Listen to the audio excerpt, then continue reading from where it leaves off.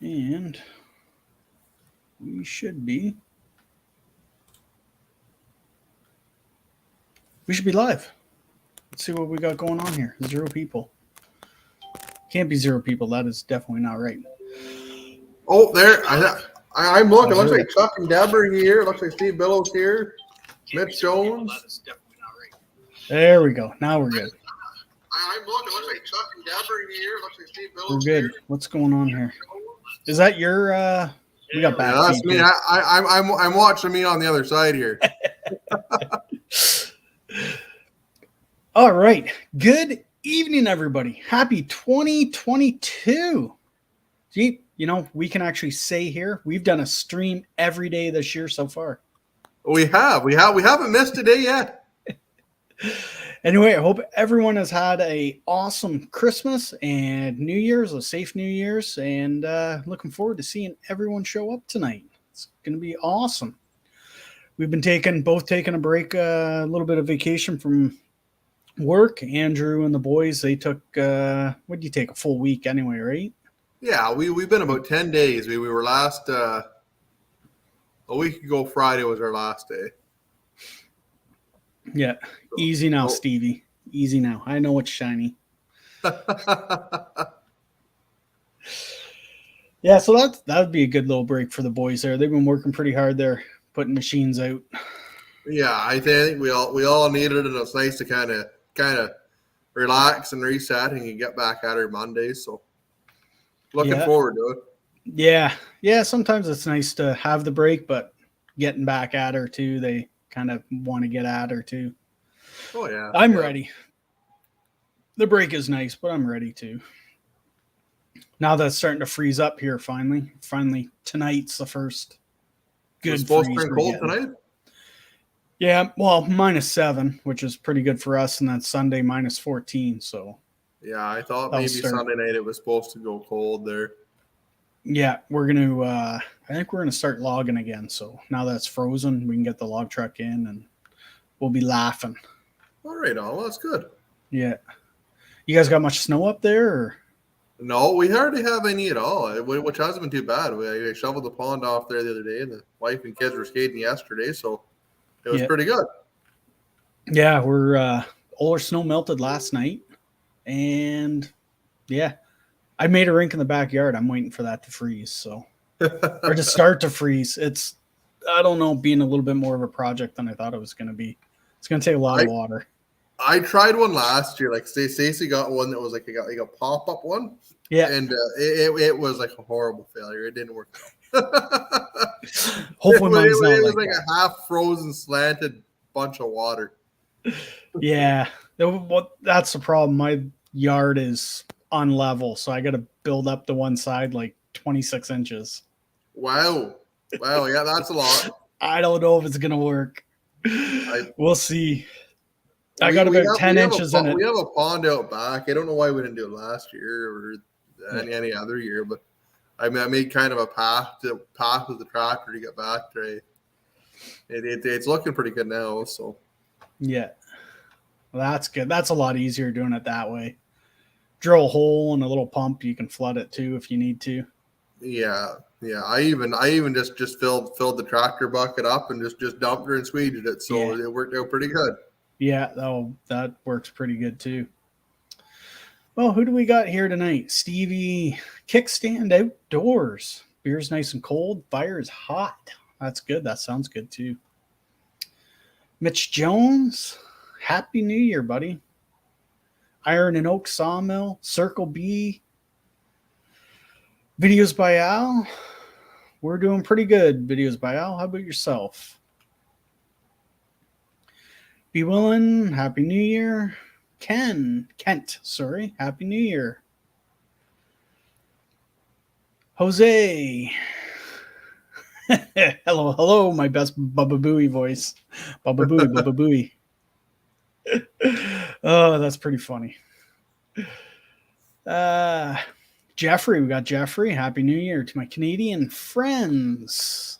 Have a healthy and blessed year ahead. Well, thank you. And you too, Jeffrey and Patty. We got Seether. Cheers, Andrew and Kev. Thanks for coming out, Steve. Driftless Homestead. Happy New Year's to everyone. Happy New Year's to you and Merry Christmas. We got Dave. Happy New Year's. What's Jose? 50 Fahrenheit in Connecticut. Warmest New Year I can recall. This week coming up will be a different story. Yeah, same here. I remember years back, I was ice fishing on Lake Simcoe, Cooks Bay, on December 16th. Is that right? Yeah. And it's not even frozen this year. I remember, like, I can remember ice fishing this time of year, like, easily. Yeah. Like Christmas, like, being on the ice and, like, having lots of ice. Yeah. Yeah, it's a bad start to winter this year. Who knows where it's going to go, but seems to be starting to get cold. Yeah, last year, they never really got terribly cold last year. We had a couple of days of cold, but it wasn't bad in terms of cold. It never really got cold. It was always below zero or whatever, but it wasn't didn't get that bitter cold like we normally do. Yeah, like out west, they're like, I've seen wind chills of like minus 53. Like, that is nuts. That's not for this guy. Yeah.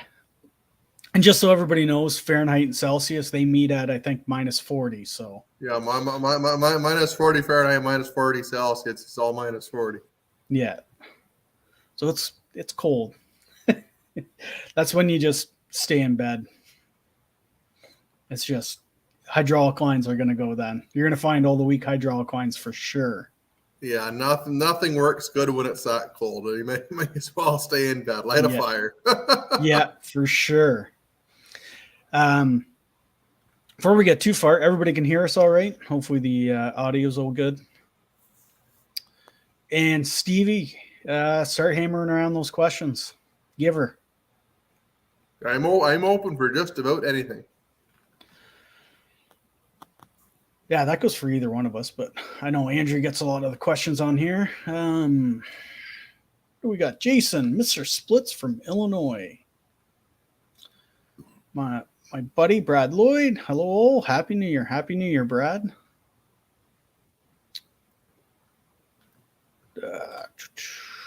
Happy New Year.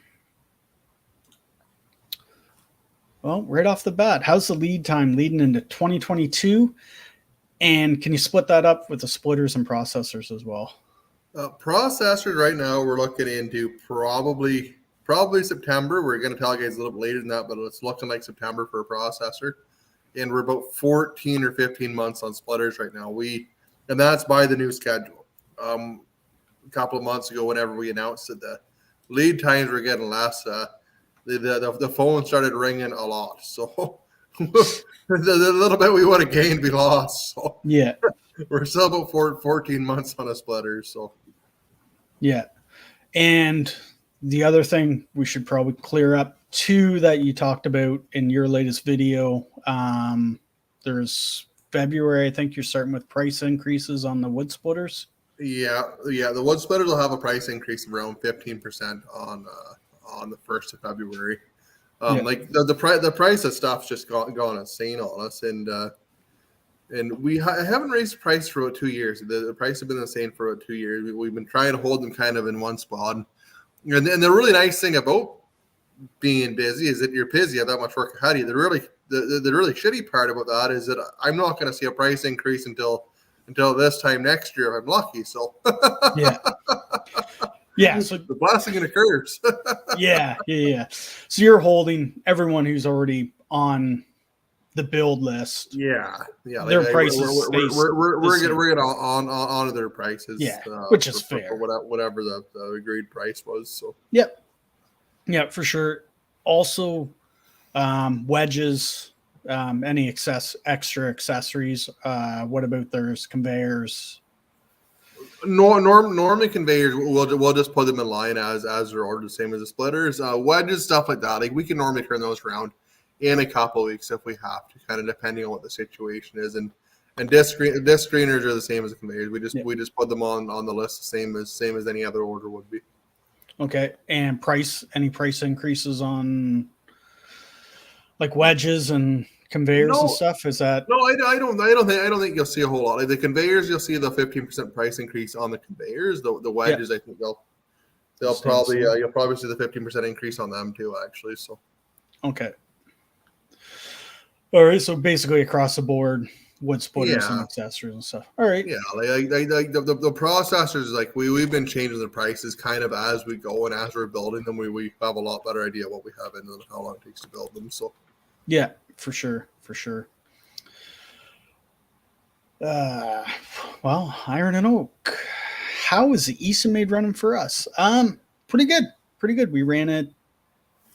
Oh, I can't. A couple weeks ago. It was the latest video that I just put out that you would have seen. That would have been the last time we ran it. Ran good, good. Real happy with it. No complaints. Like I said, we've got. I think in the video I said there was about 50 hours on it. So we don't got a ton of hours on it, but once spring rolls around, we'll start putting the hours on it for sure. and now, how did you find the 12-inch wood doing the 12-inch wood on it? I know with the bells with drop down design, it was a little bit trickier for you. Did you find any difference, improvement, worse, better? I think about the same. I was playing around with it a little bit, having that tip tray up like maybe about a third of the way. Yeah, To try to slow that roll going down because you got less weight, I guess. I don't know what causes it, but it seemed to help a little bit for getting it to come in and settle in nice into the rollers. And the rollers still, you can see in the video, the videos are all raw. I didn't edit anything out so everybody can see how it ran. It's almost like a block. So trying to spin in there, it doesn't want to come out. There's some stuff I almost wanted to talk to Jeremy about, and I'll be open about it now. On those rollers, would you be able to, I know it's easy to put like that straight bar stock on there. If you could almost have them on angles. we've thought about that too. We've talked about that, like having some sort of a spiral on them. Yeah. So then, like it'll drive it one way or the other. Yeah. I was wondering if that would help. I don't know. Like you guys, you'd have to R&D it and see what it's. Yeah, what we it would definitely do, have right? to try, but we've talked about that. Now you can't really have anything other than that. You can't really have like a spike or then to grab these. No. Coming through, right? So No.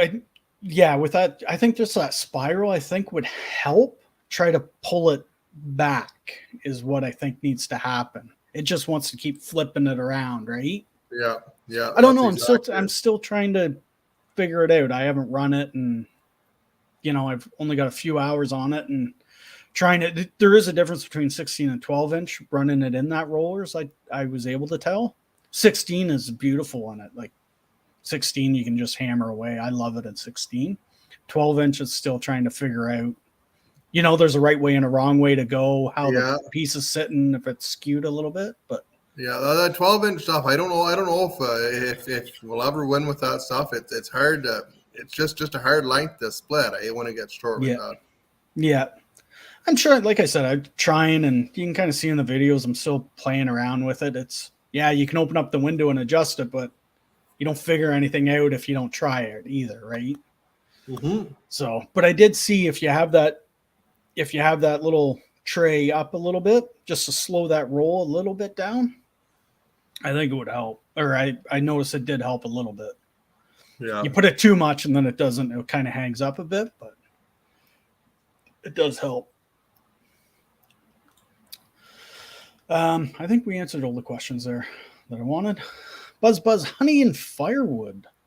Hey, how's it going, guys? It is going great. Fantastic. And honey. Ooh, love some honey. I had some honey mead the other day. Actually, Elia from the shop made me some honey mead. It's like a honey wine. Oh, nice. So he made a big batch of it there, and I had some bit, and it was a lot like white wine, but it had like a really sweet flavor at the end of it. It was pretty interesting stuff. I've never tried that before. He bought like a couple of big blocks of honey. I guess you buy them at Costco and brewed it up, and he said it's really easy to make. So, cool. Stevie, Andrew, I'm gonna pick your bucket. I've got a low-grade farm source splitter that they claim to have 27 ton. I want to know if you could do some mods to it. No, or if I could do some mods to it. Sorry.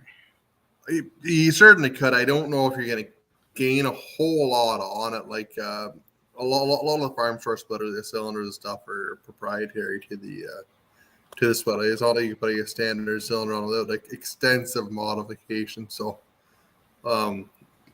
it depends on how handy of a fabricator you are. You might be almost just as well to just build your own splitter if you're going to get that far into it to do it.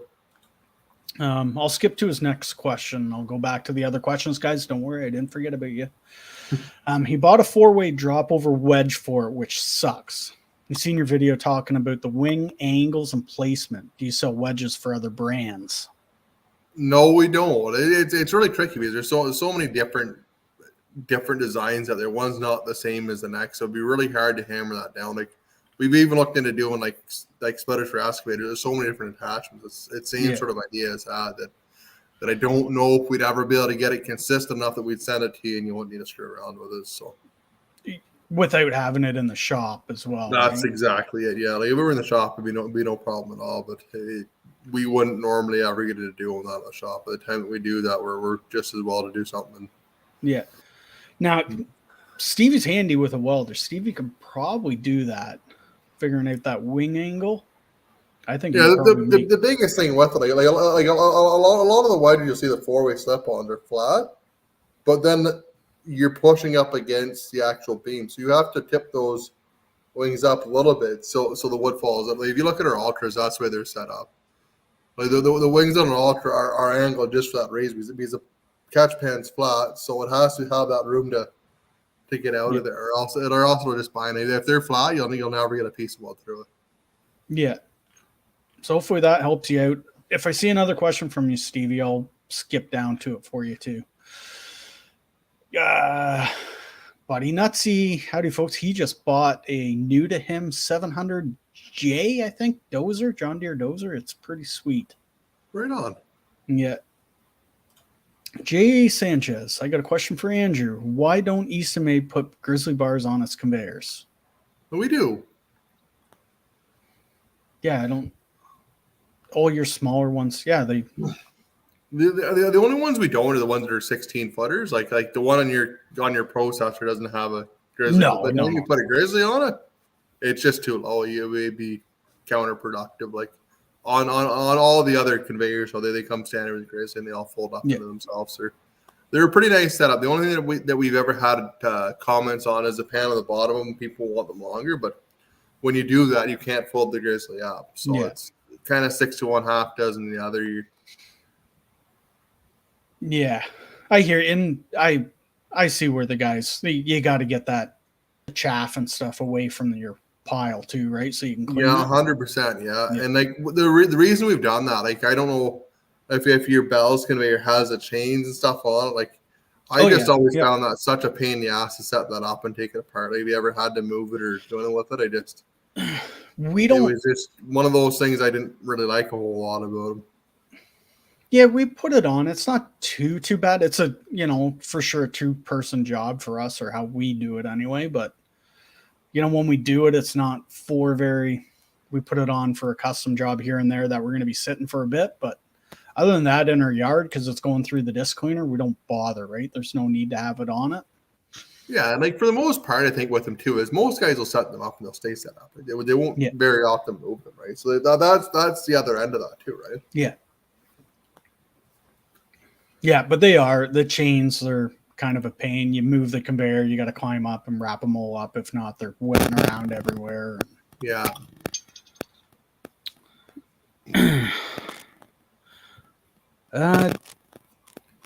Okay, this is a question from Pete. Is there possible about changing wing angles from your 40? What are you running on yours now?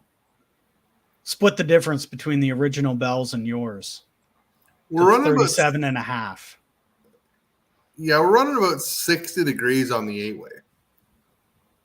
Like in around that. We could build them whatever way you want, honestly. Like we try to keep them standardized just because we don't want to be building a bunch of custom wedges for people.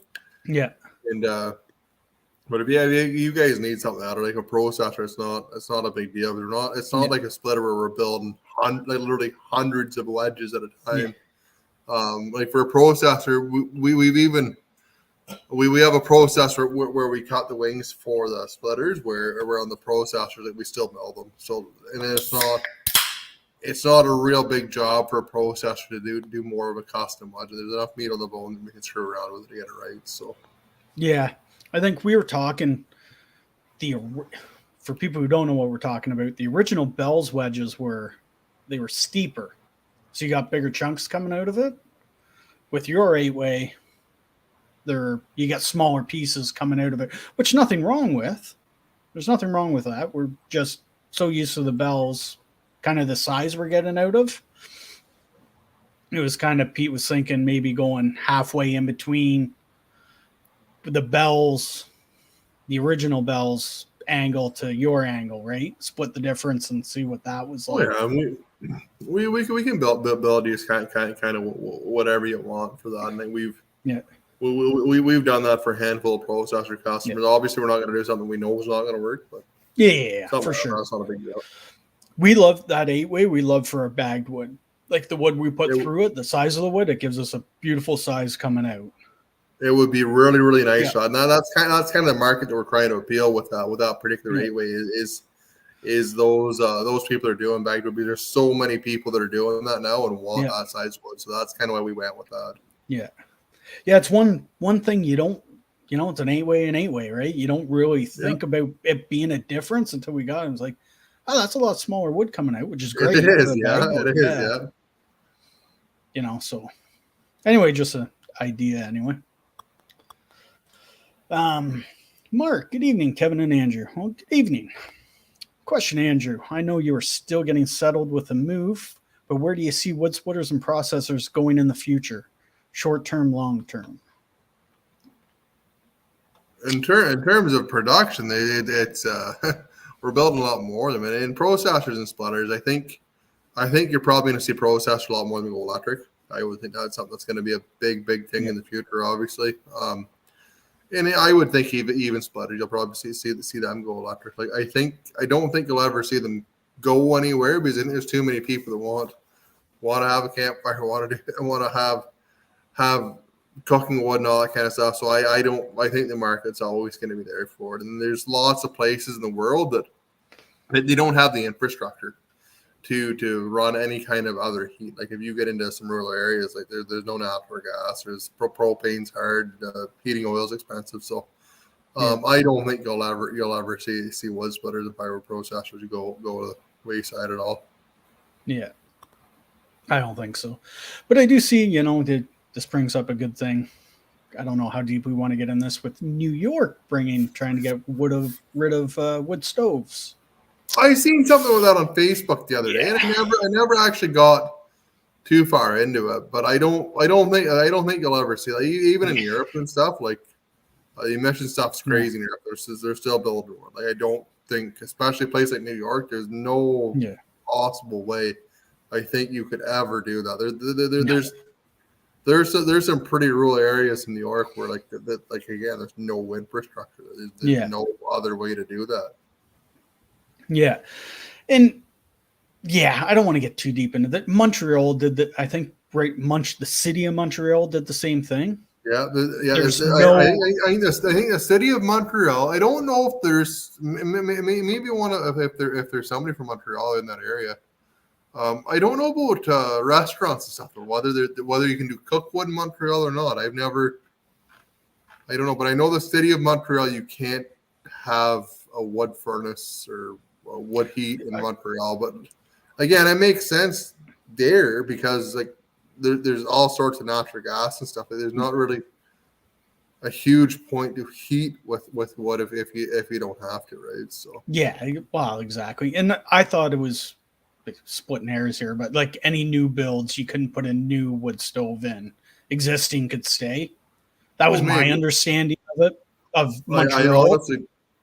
I honestly don't know, Kev. I haven't looked into it that far, but I know for sure Montreal has had something along those lines for quite a few years now. I'm sure someone will they'll know a little bit little bit more about it. Troy, Happy New Year to you guys. Well, Happy New Year, Troy. Happy New Year. Dave, how's the 16-way wedge coming along? Really good. We're really happy with it. We're the wedge is in Dave's machine. It's a beast. It's huge. Yeah. It's pretty awesome. We redesigned the splitter beam a wee bit. It's Dave's going to be pretty impressed with it. There's a few tweaks we got to do with it. Hopefully, we'll have them all ironed out here next week and get it down to him. But I think Dave's going to be pretty impressed with that machine, anyways. So nice. Can't wait to see a video of that thing. Back 40 Firewood. Happy New Year's, Kevin and Andrew. Cheers. Cheers. Back 40. Thanks for coming out, Dan. Yeah. Jose, question. With the dual log lifts on the 2028, is it mandatory to move the axle to the wedge side? I'm asking because I was hoping to be able to somehow turn the splitter by hand, but have two lifts. It's tricky to at 2220. There's a lot of weight. That's a lot of steel. It's hard to move one by hand. Like you can turn one. If you're a good chunk of a guy, you can turn one and kind of spin it. We normally would do the two log lifts or the axle at the back just because of where the axle is. You kind of fight the axle side. I guess there's no reason we couldn't do it. Like myself, like after this many years doing it, I honestly always work from the log lift side anyways. Like whether I'm using it or not, I normally almost always work from the log lift side now. So we could likely do it if you wanted it that way, but I don't know if there'd be any huge advantage to it or not. It would be obviously a lot easier. It would be when you have the axle at the back of it. It's really heavy. Like I know there's a one brand of machines that have the axle at the back, and to tow a machine that's that heavy like that, it's heavy on a truck. It's hard to move that thing. Well, hopefully that answers that for you, Jose. NC Life. Cash up front on splitters or pay when completed? We will normally take a $500 deposit on them, and then the remainder of the payment, we'll take the balance whenever it's ready to ship. We'll normally call it like a month, maybe 6 weeks before, and then that's how we do that. Oh, chilly in here. I need the wood stove going. Driftwood someone said, I was kind of surprised you waited this long to raise prices. The biggest thing we were waiting on is just like last year at this time, I knew I was going to be moving to the new shop. So I kind of wanted to see how that all went and how it all played out with steel prices and stuff before raising prices. That's why we didn't do one last year, just because we knew there was going to be so much going on this year that we just wanted to make sure that everything stayed kind of steady and consistent. Yeah, I think you weren't really sure what was going to happen come the new year either. I think we talked about this previous ones as well. All right, I'm done fooling around.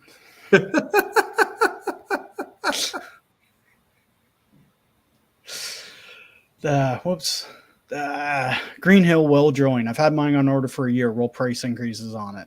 No, it won't increase. It'll be the same price we sold it to you for. Yeah.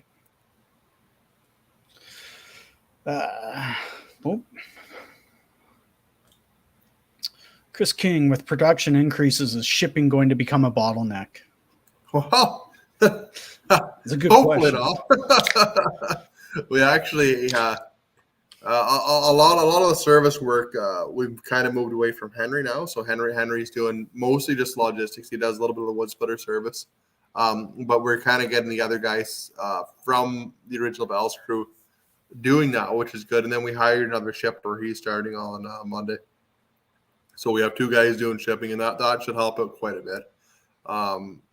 We don't normally have too much of a time with trucks, but depending on who we get or where it's going, whether we have to go through a broker for a load, the brokers are terrible to deal with.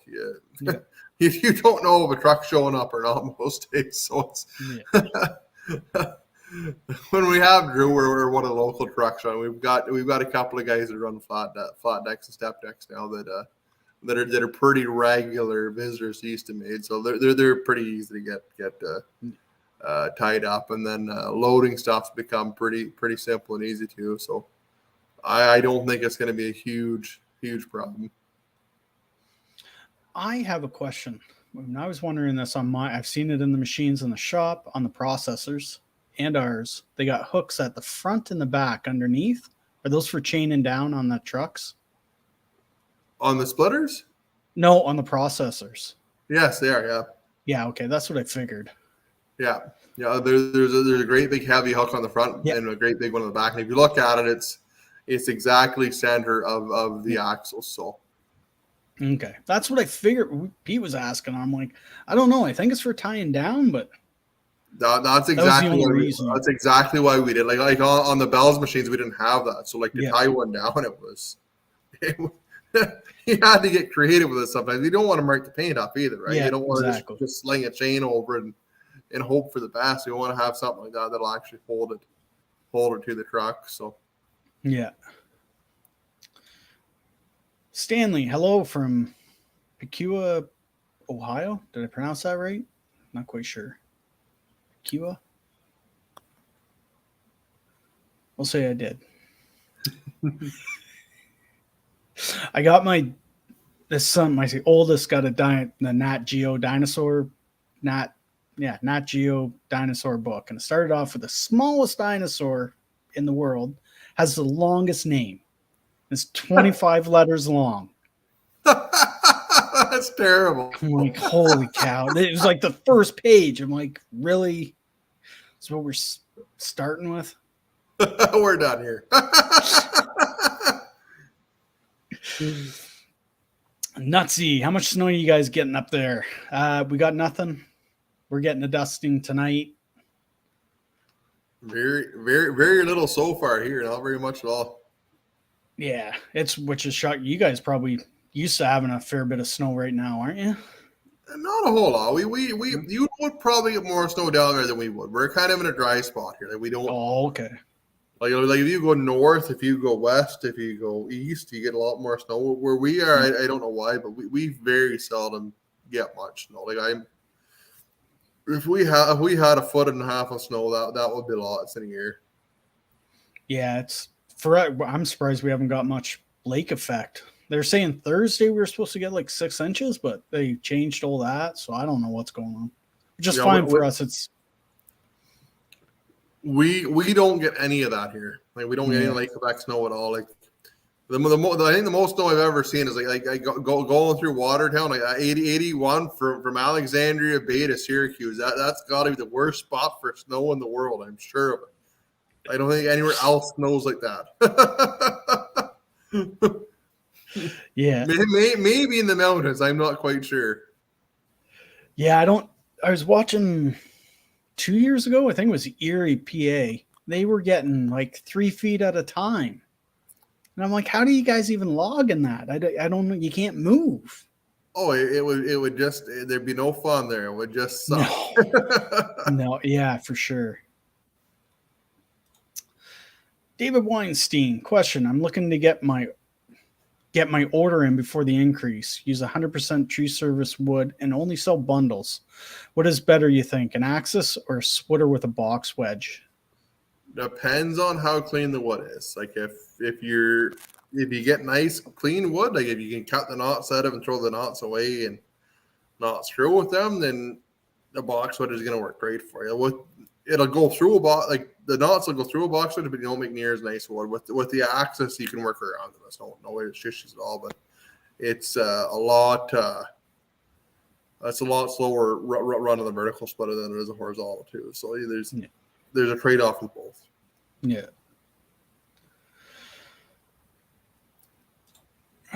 Stanley, no snow in Ohio, just rain. Do you guys get much snow in Ohio? I guess the northern part of Ohio would get some lake effect, I guess. Yeah, maybe up around Cleveland, maybe they might get a little bit. They might get a little bit. I know Big Mike does a lot of plowing. So yeah. Does Joe Joe get much firewood where he is, or much snow where he is? I don't know if he does or not. He's right in Michigan, eh? Or No, Joe from Ohio Woodburner. I don't yeah, know. Ohio Woodburner. I don't think he's too far outside of Akron. Yeah. I don't see. Trying to flip through these comments. We started yapping about other stuff and got behind here. That's all right. I think it was good conversation that we had. But Billy, Happy New Year, guys! Can't wait to get our disc cleaner so we can clean the snow off our firewood. Yes.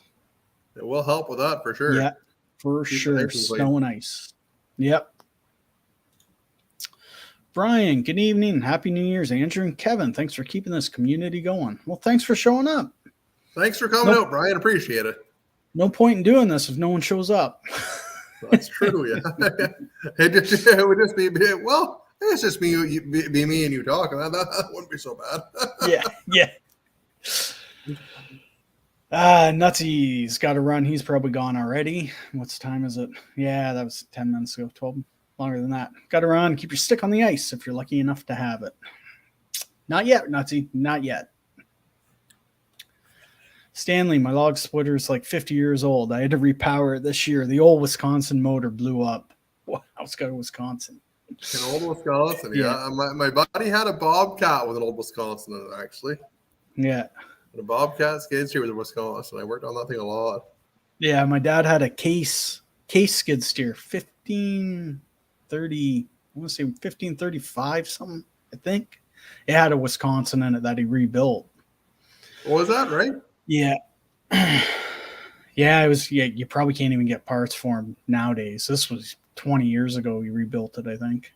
I think Shane found a spot to get that done. I can't remember what I did the cylinder head. I had to do something with the head on, whether I welded it or whether I planed it maybe for him. I know he's having a hard time with the head gaskets. We did something to keep the head gaskets on there. I can't remember what we did though. Stevie, he's wanting to put a foot valve for the forward control so both hands are free. Have you seen anything like that with just a regular splitter? Tricky to do it because like you'd have to do it electronically or have like a pilot or something. It would be difficult to do that on a normal wood splitter. Like with the axis, like it's actually connected to the valve. If you look, it's the foot pedal is actually a mechanical linkage going up to the valve. And that's how it works. That's basically how he'd have to do that or move the whole valve to the bottom, which doesn't really make sense. Yeah, and if you maybe had a chain or something come up around or something along those lines, it would take some screwing around to do it. You could do it. It would just take a lot of work to do it. Yeah. The stuff Stevie likes to do. You can weld something up.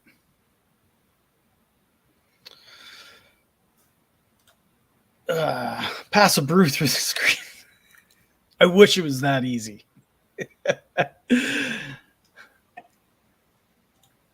Stanley, my new Echo CS7310. What a great chainsaw. I've never run an Echo, but I've heard good things about them. I've heard lots of good things about Echoes. I've never run one either, but I've heard lots of guys really, really like them. Yeah. I can honestly say, I don't even know the last time I picked up a saw, honestly. It's been a long time since I picked up a saw. So sad to say. Yeah. How'd the giveaway go? The Ultra. I'm surprised Gord hasn't put a video up on his channel. Unless I've missed it somewhere along the lines. There was a fellow in Northern California that ended up getting it. Oh wow. So it went with again, whenever we drew it, it was right then anyways. But no, it is gone, and we delivered it to Northern California. As far as I know that it is there or on its way there. Awesome. I haven't seen a video from him. I've had a bunch of people ask me about it. I haven't seen the video yet, whether he has done it or not. He just posted, I saw up in the description, he had the name of the winner up. And that was all I've seen so far. I don't know if Gord is on here yet or not. I don't know if Gord will be out tonight or not. I don't see anything yet from him, but he could be watching in the background. Oh, yeah, for sure. Gord could be lurking in the shadows. You never know. Yeah. Oh, yeah. I know David Haley, he's in there somewhere lurking in the shadows for sure, waiting to pounce on someone saying something bad. Stefan, hi guys, Happy New Year. Any comments on New York trying to... we just got into that. We don't think it's going to pass, but hey, what do we know? There's another videos by Al said he had the county beside, I just saw it, the county beside him just banned outdoor burners. Where did I see that? Right? Yeah. I've heard, yeah, they smoke so bad. You go up to Mennonite country around here, and if the, I guess the barometric pressure is just right, all the smoke will just hang.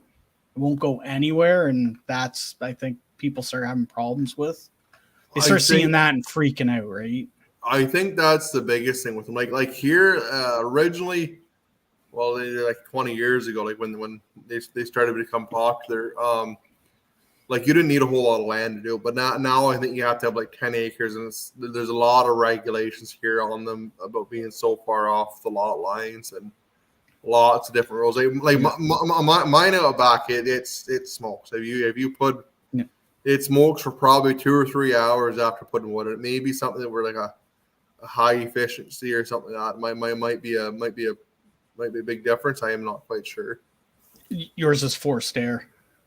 Yeah, it is. Yeah, and it works good. Like you can, like you're not long making a fire. You can have like one coal in there, and then the fire will go. But like it goes through a pile of wood. Like nobody in the shop right now. I go through probably 4 buckets to make a boat a day. Holy cow! And that's nobody's in the shop. Like the doors are closed, sealed up. Like nobody even in it. And it's going through that much wood. Wow, that's crazy. This is Stevie. He's got an outdoor burner. My neighbor bitches about my H2 Hardy smoking. So I told her how much it was saving me in electric heat. She's now thinking about wood heat. Looks like you got a customer nice and close too, Stevie. Well, that's even better. Oh, like, I don't think the gasification ones burn. I think they burn really clean. The only issue is you have to have dry wood, right? Yeah. We got one customer. They've got an outdoor burner, and they don't have forced air on it. There's no fan for it, so he needs dry wood. He's the only one. I thought they all had fans on them, but I guess not.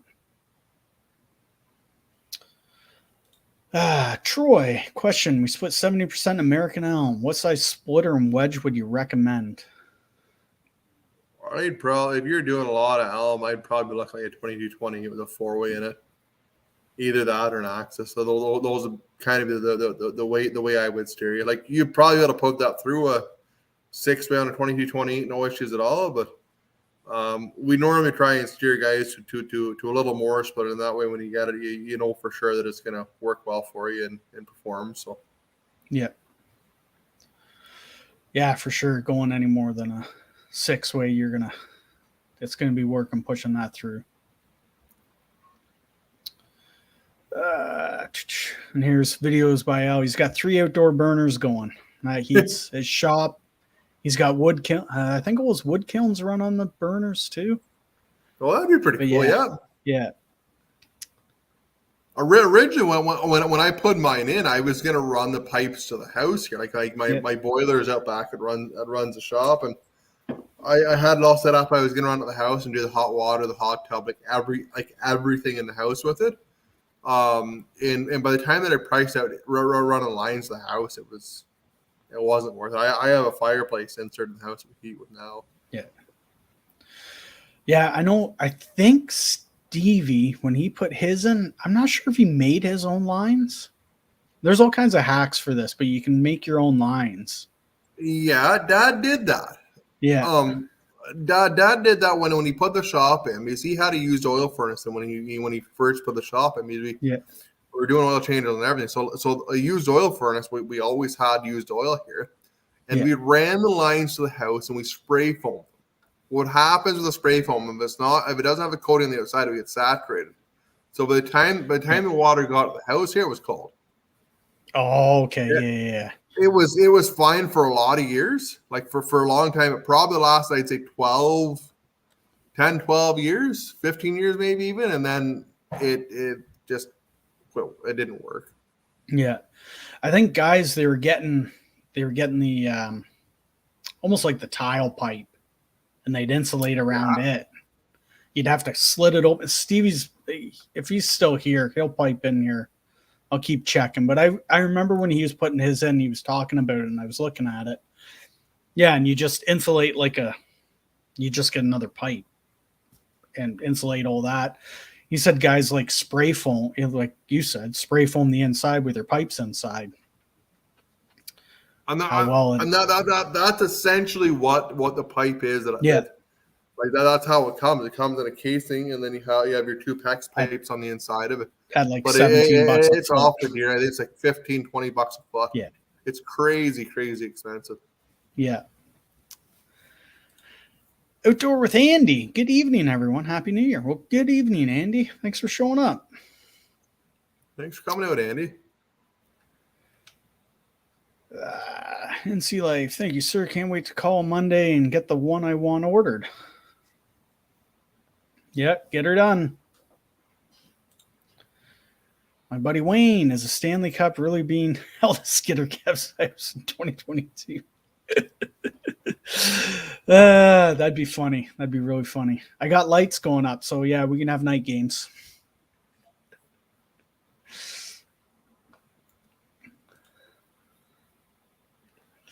It's to go back to this. I'm going to put the Looney right at center ice too.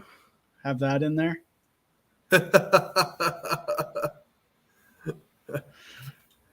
Half the people are probably wondering what a Looney is. Yeah. Probably think we're both loony. Troy, it's sort of like a toque, eh? Yeah, a toque. Or a check. You spell check with Q-U-E, and they're like, what? Check. How can you spell French? Or color with a U? Yeah, that's another one. Yeah. My phone didn't know that. No, my phone doesn't get that either. It doesn't know how to spell color the right way either. Everything had to be ducking. Everything's ducking. Everybody thinks I'm ducking from everything. Troy, is it 12 to 13 months lead time on a new 2028 or a 3070 splitter order? You're probably going to be 13 or 14 months. I'd go the further end of that right now. Get down here. Stanley, just hanging out tonight, thinking about buying a new wood splitter. Well, if you got any questions, ask them out, Stanley. Yeah, don't be afraid to ask. And there's lots of good ones out there too, Stanley. I don't think there's a bad. It's a really good market out there for guys buying splitters. There's a lot of guys doing a really nice job on them and building good equipment right now. So yeah, even if you don't buy one of mine, if you step up to a commercial splitter, you're really going to enjoy it. Yeah, lots of good companies out there, that's for sure. Here's Kevin. Montreal will allow wood-burning stoves, but you need to be permitted and show proof that you have a new EPA stove. Less than 12.5 grams of particles per hour. Oh, well, there you go. That answers the Montreal question. Thanks, Kevin. Yeah, thank you. Wonder what it takes to get a permit. One that gets issued very seldom. I don't know. Pronounced as Piqua. I was close, I think. Dave, jumping up and down, down over here in excitement. Andrew, you mentioned beefing up in that area on my machine in the video. Was that all taken care of? We're gonna try a valve to help it without their coming this week. It's just where the cylinder hits where the log hits the stop cylinder. It's just kind of a bit of a jar there right now. I think we can put a valve on it that'll let the cylinder retract a wee bit if you hit it too hard. I just have to make sure we can do that. I think that's kind of the way to do that. Then that way you can run it as hard as you want, and it'll, instead of it being a bang, it'll at least have a little bit of give there, right? That's kind of the big thing with it. So Yeah. BBSI minus 28 in North Bay tonight. That's chilly. That sucks. Yeah. They got to be out fishing in, oh my goodness, Calendar Bay. And how come I can't think of that lake up there? Calendar Bay is the one I always went fishing in. Every New Year we'd go up to Rob Hyatt's. The college is even named after up there. It's not Canadore. There's is it Nipissing? Yeah, that's it. Lake Nipissing. Calendar Bay was the one we always went to. They had a place up there called the Mosey on Inn. I'm sure he knows that. Yeah, the Mosey on Inn. We'll just leave that one as that. Stanley, little birdie that sits on my shoulder, his name is Chip. Loves to watch chainsaw videos. That's all we got. That's how we got his name. Oh, I can see in the picture. Yeah. Isn't that something, eh? That's pretty cool, actually. What's his favorite chainsaw, Stanley? Tug Seether, Tug Hill gets quite a bit. I'm guessing that's Tug Hill gets a snow. ton of snow. Where's Tug Hill? It is going if you're going from Watertown to Boonville. Oh, okay. I can't think of the highway or the route there, but it's in between Boonville and Watertown. I came through there one time in the spring, and there was so much. The snow had melted so fast, and they got so much rain. The fields looked like lakes. Like going into Lawville, the whole thing was flooded. You couldn't drive across the road or nothing. We had to like kind of go out around and get in Lawville. It was crazy. Wow.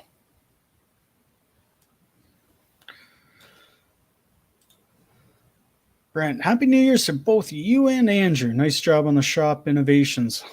Looks good. Are you seeing the same supply chain issues with products affecting your lead times as we are here in the States? Oh yeah, for sure. Like it's not terrible, but you run into the handful of things that just it's the unforeseen. Seems to be the name of the game. Like Briggs didn't have any engines for us until I want to say like the week before Christmas, and we chewed up what we had. They got more coming the 1st of January. They have another container load coming to us, and then cylinders were hard to get. Like just simple little things that are you thought you were proactive on. You thought you were ahead of the ball. That seems to be what we're running into, but for the most part, it's going pretty smooth. Like we can keep everything rolling. There's just a handful of like 2228s are a little bit behind, 37Ds are behind, Axis machines are a little bit behind. So you run into a handful of those things, but once we get the parts, we'll be caught up really quick on them. We've been pounding 1222s at the door like crazy. So yeah, that's how it seems to go. You think you got everything, and there'll be something silly that you don't have, and they gotta wait.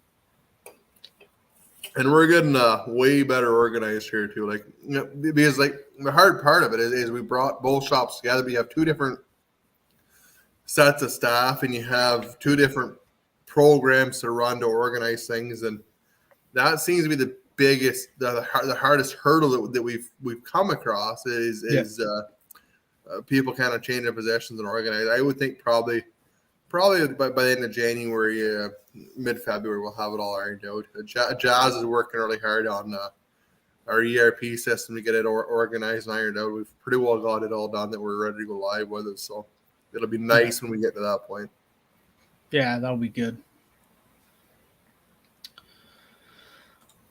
Outdoors with Andy. Joe has been getting slammed with snow lately. I guess you're talking about Joe's Premium Firewood?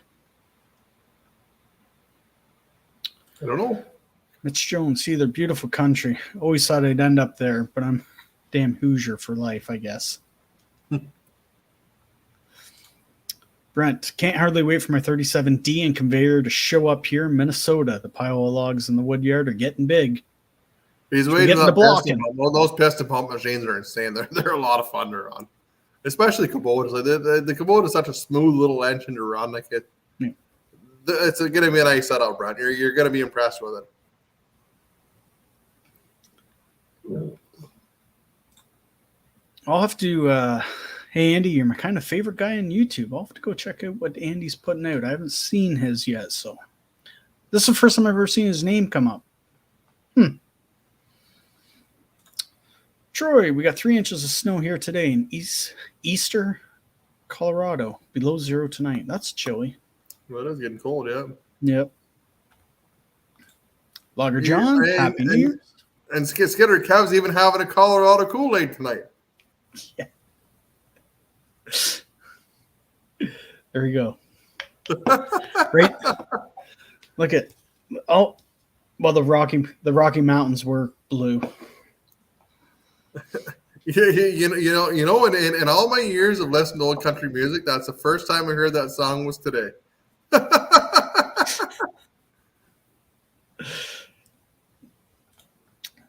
We got Larry. Good evening from Timmins. A balmy -20. Love the wood stove heat. Oh yeah, that'd be good on -20 night.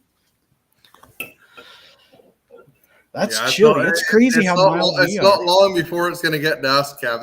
Yeah. That's in Timmins, the North Bay. It's only half a day away. Out west, Saskatchewan and that, they can keep that like -40. That's fine. Oh, that's wild. I have an uncle that works. He lives in Edmonton, works up north, and it's just crazy cold. You just don't shut anything off. The equipment runs all day, all night. Shut it off, it freezes. Yeah. Oh yeah, for sure. Mitch, we ran a huge Vermeer stump grinder with a strong Wisconsin. Love hate for sure. Well, I would believe that, but by the time Shane got rid of that old Wisconsin, by the time he got rid of that old Bobcat, I was pretty well sick of it. I actually had a Bobcat. I had an old Bobcat with it had a Ford engine, a Ford industrial engine. Oh wow! Okay, it's propane powered of all things. What a hateful machine. I don't know how those old guys work those old mechanical ignitions with points and condensers. What a hateful thing to work with. Greg, how about designing a third wheel on your conveyors that could steer, retract, and move the conveyor around in the woodlot with existing power pack? Yeah, the idea has been tossed around a wee bit to do that, but I don't know if it's something that's makes a lot of sense or not. But I think it'd be a cool idea to have it. Yeah, I'd like the drive on the wheels when you got them angled. You can move in your pile. That would be really cool. Yeah, that's where I'd like it. Like on for us anyway. Yeah. How'd that? You just made a 40-foot, didn't you? Yeah, for Dave. Yeah. It's big. It's a lot of conveyor. I'll have a video on it probably next week. We've actually got quite a few videos that are going to try and get done on Dave's machine early in the week. We got to finish up the PDI and some testing on it to make sure everything's right on it. But it's a really nice setup. I think it's got a 20-foot disc greener or 40-foot conveyor. Like it's got the full jam. It's a really, really nice setup. The video, Mikey's drone video set up in the drone video. Yeah. Okay. So if you have a chance to go over and look at that, Dave, that was your machine that was set up in the woodyard there. I'll have to go see that. That's awesome. That's a big conveyor. It is a big conveyor. My dad built our wood splitter. It's got a platform you stand on and it drives itself. The rear wheels are hooked to a Volkswagen rear end and a hydraulic motor. That's pretty cool. Yeah. Oh, yeah, for sure. It's crazy what everybody's used those old Volkswagens for. What did I see one on the other day? I can't remember. It was something weird. It was on a conveyor, I thought, but that's what I learned driving was it was an old Volkswagen Dune buggy. A buddy of my grandparents had an old Volkswagen Dune buggy. Yeah. And they not an actual Dune buggy, but like a homemade relic. It was a lot of fun. We had a ton of fun with it. It was a blast. Yeah. Those little Volkswagen buggies, those are pretty neat too. Oh yeah, they're a lot of fun. Jerry's had a couple of them. Yeah. Yeah, they'd be sweet. Outdoor with Andy. Echo is really close to still, but half the price. Didn't know that. I think they have a crazy warning on the Echo. So I want to say like a 5-year commercial warning. Yep. Wow. I don't know about you guys, but we when we were working the bush and that's all we did, mind you, but we would get about 2 years out of a saw. Like you get a year out of the top end, and then you put a top end in, and then second year the crank was done, and they were running 440, 460 stills, and you got 2 years out of a saw that was a well-worn saw. We ran them all the time, like they never shut off. So. Which is pretty good. Like if you're running them that much, I'd say you're doing pretty good like that. Yeah, especially for a tool like that, they get beat up and thrown around, and yeah, for sure. BBSI, is there some sort of trailer mover that you can use at shows to offload trailers, or are the splitters too heavy? You'd probably do that, couldn't you? Some sort of trailer move that you can use at shows to offload trailer sorts. They have it's 2 wheels. You basically go up with a handle and you pull it down to get the ball. Yeah. I actually have a powered one. I have one that's called a Trax, and then there's one that's Parkit 360. They're actually made the next town over from us, and it's an electronic trailer dolly. Like our Trax works awesome. Like, we used to do that at shows all the time. Is we would just hook Trax up to the splitters, and we would be able to drive a splitter out wherever we wanted to go with it. It worked really, really slick.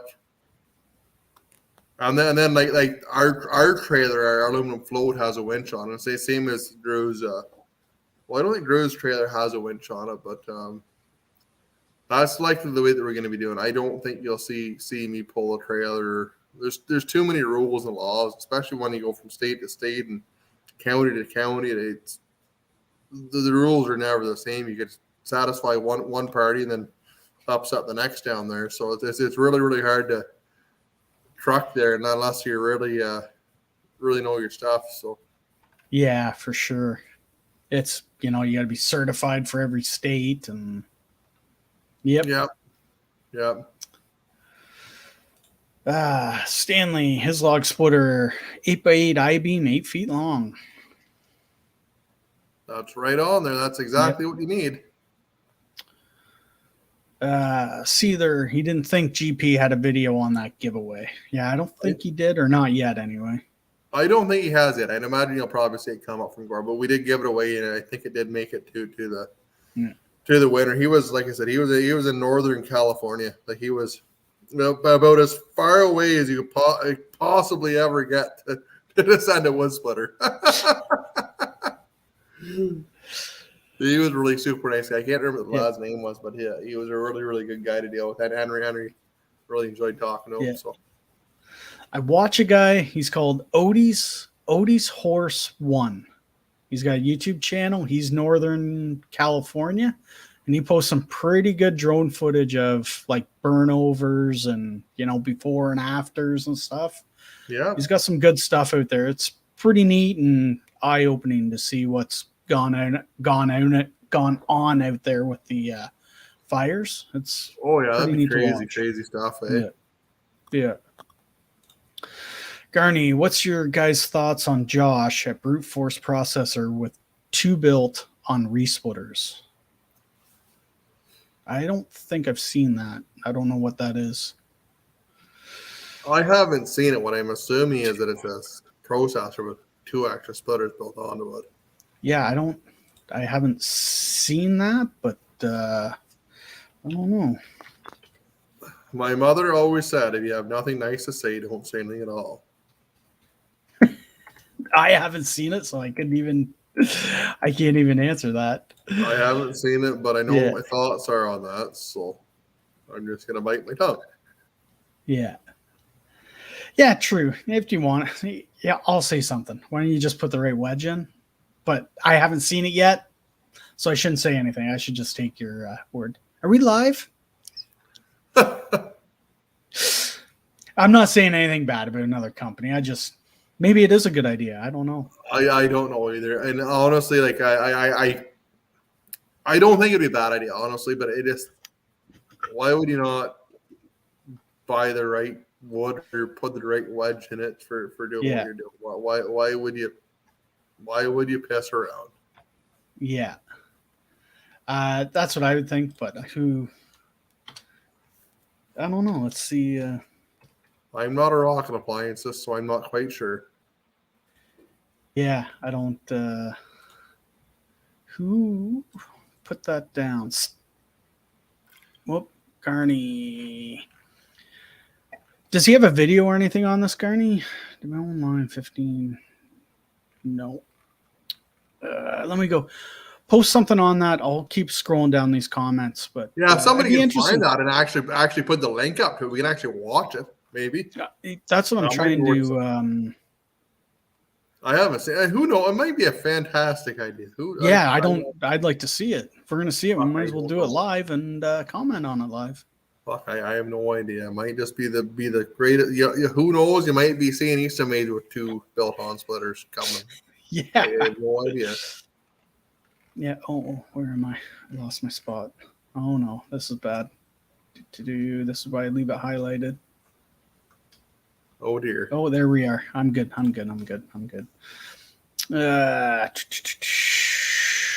Corwin Gray, Container Systems. Good evening, fellas. Well, good evening. Corwin Gray Container System. That's pretty cool. I wonder what kind of container system Corwin Gray makes. That's very intriguing. Hmm.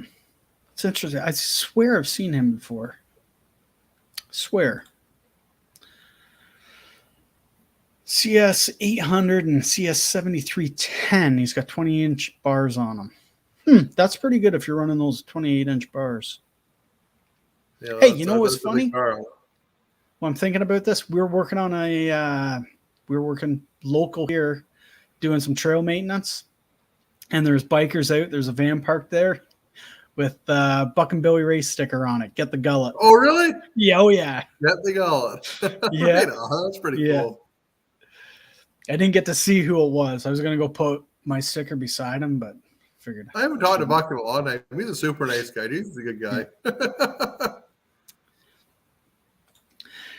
Jared Turner, Happy New Year's from Australia. Well, Happy New Year's. You guys are, wow, he's up early, I guess I'd say.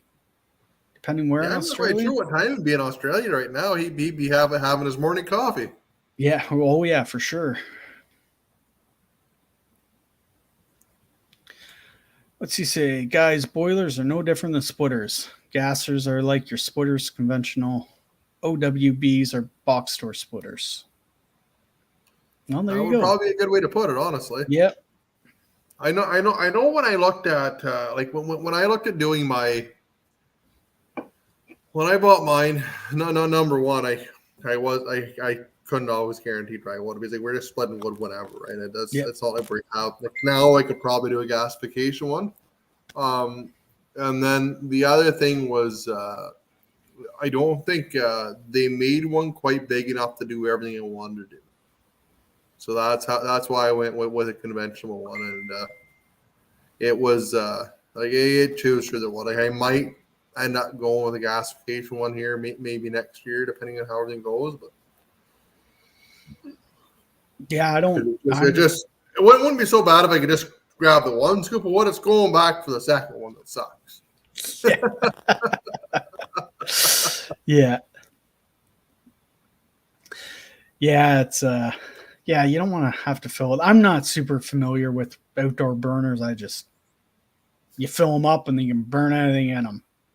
I could just make a bigger bucket for the tractor. The tractor bucket's not very big, mind you, either, right? You sure you can find a guy? I know a guy that could probably build a firewood bucket. I might even be on his list of things to do. Yeah, that long list. The one that's under the honey to-do list. That's exactly it, yeah. Yeah. Anthony, Happy New Year's. Well, Happy New Year's. Happy New Year's, Anthony. Thanks for coming out. Pearl River Fury, Happy New Year's. Well, Happy New Year's. Happy New Year to you. Andy, question. What would the additional price be to add the conveyor to a 511? Yeah, depending on the conveyor, I think you're going to be right around. Like if you're going to go for 24, I want to say it's 10.5 right now, without looking. I honestly, I don't look at the prices that much, honestly, anymore. I don't. It's not something that I do on a day-to-day basis. So I think the 24-foot conveyor is 9,500 right now. And then you're going to have a 15% increase. So you're going to be kind of in around that 10.5 mark, I would think, for a conveyor. And the 511 is going to be right around $8,000, I would think, time you're said and done. So I would think if you bank for 18 or 19, you'd be right there. Yeah. We'll buy you a package. Get on that before February 1st and save. Basically saving 15%. It's like they're on sale.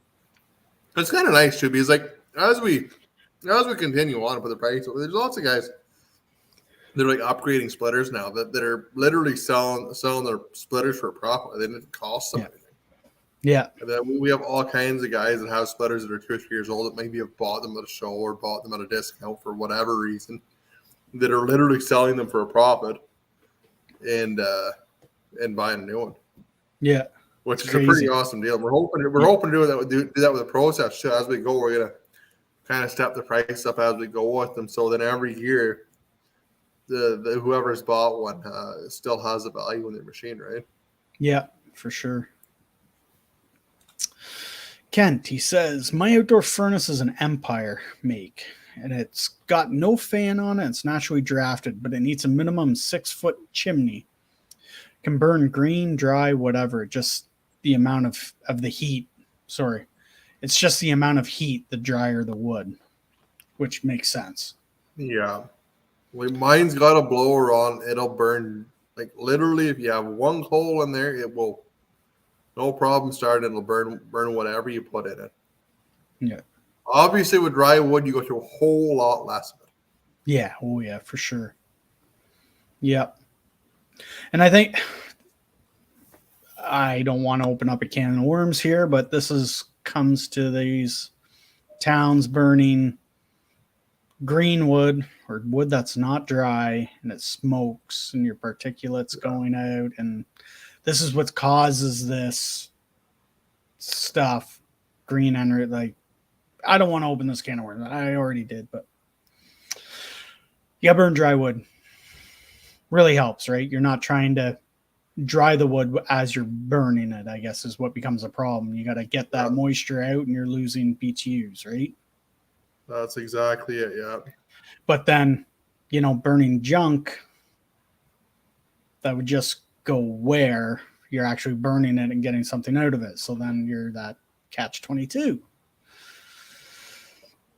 That's exactly it. The moral of the story is just to have really good dry wood. Yeah, spend the time. I get you got to do what you got to do, but if you can dry it, you can dry it. And even having it covered, I found makes a big difference. Like oh yeah, the wood for the house, because the coveralls out back are empty now. Well, they're not empty, but they're full of wood now. Yeah. so like there's no snow or anything on them, so it's a lot easier to dry it and burn it. We normally what I would do is if I knew I was going to need a basket of wood or a bag of wood, I put it in the garage like 3 or 4 days before. Like if it was like a Friday, I'd throw it on Friday night and pick it up on a Sunday, sort of thing, right? So yeah. Stevie, he made his own. This is the pipe, insulated PEX pipe. He used PEX lines and a 6-inch PVC pipe and insulated the supply, but not the return. That would make sense. Like if you could do it that would be a perfect way of doing that. Yeah. I remember we taught you. He must have done that 2 years. I think 2 years ago he did that. 6-inch PVC. I wonder if he drilled holes in it like every couple of feet or something to fill it full of foam, or whether he even worried about the foam and just put it inside the PVC. No, he foamed it. I wonder how often he drilled holes for, or insulated. I don't know. I'd be curious to know that. Oh, he'll tell you. He'll come up here. I'll keep checking. I heated 2 century homes with an outside boiler. I would typically use 12 plus cord of wood a year, naturally aspirated. This year I changed it to a fan forced. Wonder how much that's going to change what you burn. That would sound about right. I think I would be about 3 loads of wood to heat the garage this year. Like I would think I'd be like a double and then a single. Like Cart brought me a bunch of beach there last winter. I think I had a video of it coming in. And we actually had a processor that a fella had. He bought a 4,000. He had it for a couple of months and upgraded like an 8,000. Went to a great big one. But the 4,000 he had a 4-foot stroke on it. So what I did is I split all of the wood with that 4-foot stroke machine. Wow. Like, I split the whole 2 loads with that 4-foot stroke machine, so you're not loading long wood. But on hindsight, I think you're probably just as well to just split it chunky because it's easier to pick up. Yeah. Huh.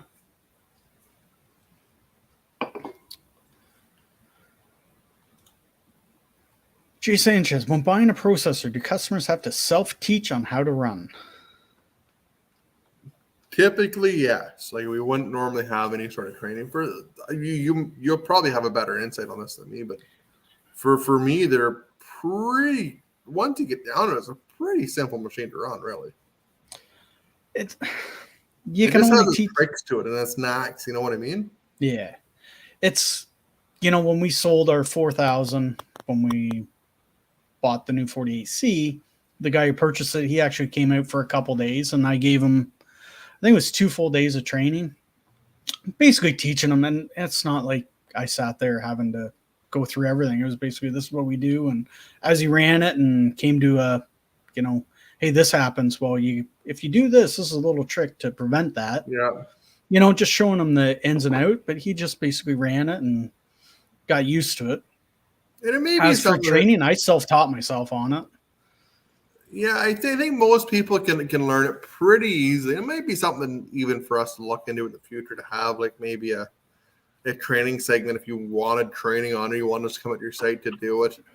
We could go in and give you a hand to get it going. But for the most part, they're a pretty simple machine to run. They're just little tricks to run them the same as any other piece of equipment. It's hard to know until you actually get running them which ones are going to be a concern to you or not, because everybody's got different concerns too, or different things that they may not like or may want different or whatever too.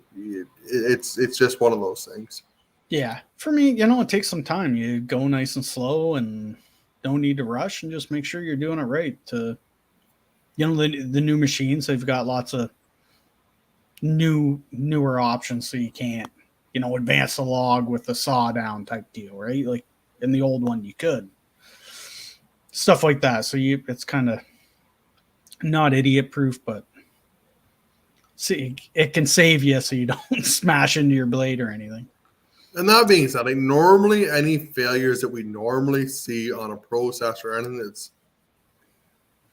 we normally have seen on a processor has been within the first month the guy ordered it. Just because you don't really know those things. And I don't know how until you get experience running one. And then if you sell a machine to a guy that's had processors before, you very, very seldom ever have an issue with one at all. Yeah. Pearl River Andrew, I have a 37D on order. How many y'all selling of those, and how fast have you got them down to? 5 to 6 seconds. Selling hundreds probably. I would say probably 400 or 500 sold. Like they're the ton like lots of them. Wow. Like we have enough that like the Kubota supplier like crapped his pants. And then they're down to about 4.5, 5 seconds. You're in that range. When running the piston pump, you're in that territory. They're incredibly fast, and then you still have the 37 tons. They're pretty impressive machine to see run. Yeah. Oh yeah. Well, watching that video, I wish you had one there when I was up there. That would have been neat to watch run. It's hard to feed it that fast. I'm not in quite a good shape as I was, but I haven't split wood in probably 6 or 8 months with a wood splitter like I was anyways. But like it's a fully to feed it. One guy won't do it. You need 2 or 3 guys to run that machine and run that as potential. You can run it by yourself, but it's 2 or 3 to run it close to what its potential is. Yeah. Kevin, this show is way more interesting than the old Saturday night Coach's Corner. Thank you. I don't know. Thanks for coming out, Kev. I finally got the collared shirt.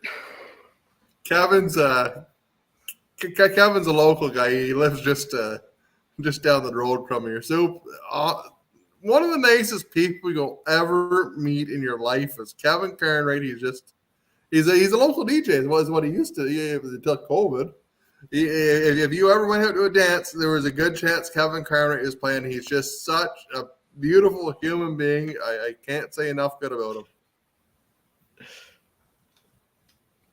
That's a pretty funny comment, though. Coach's Corner. We also got Outside with Schwab is here. No worries about being late, and Happy New Year. First day of 2022.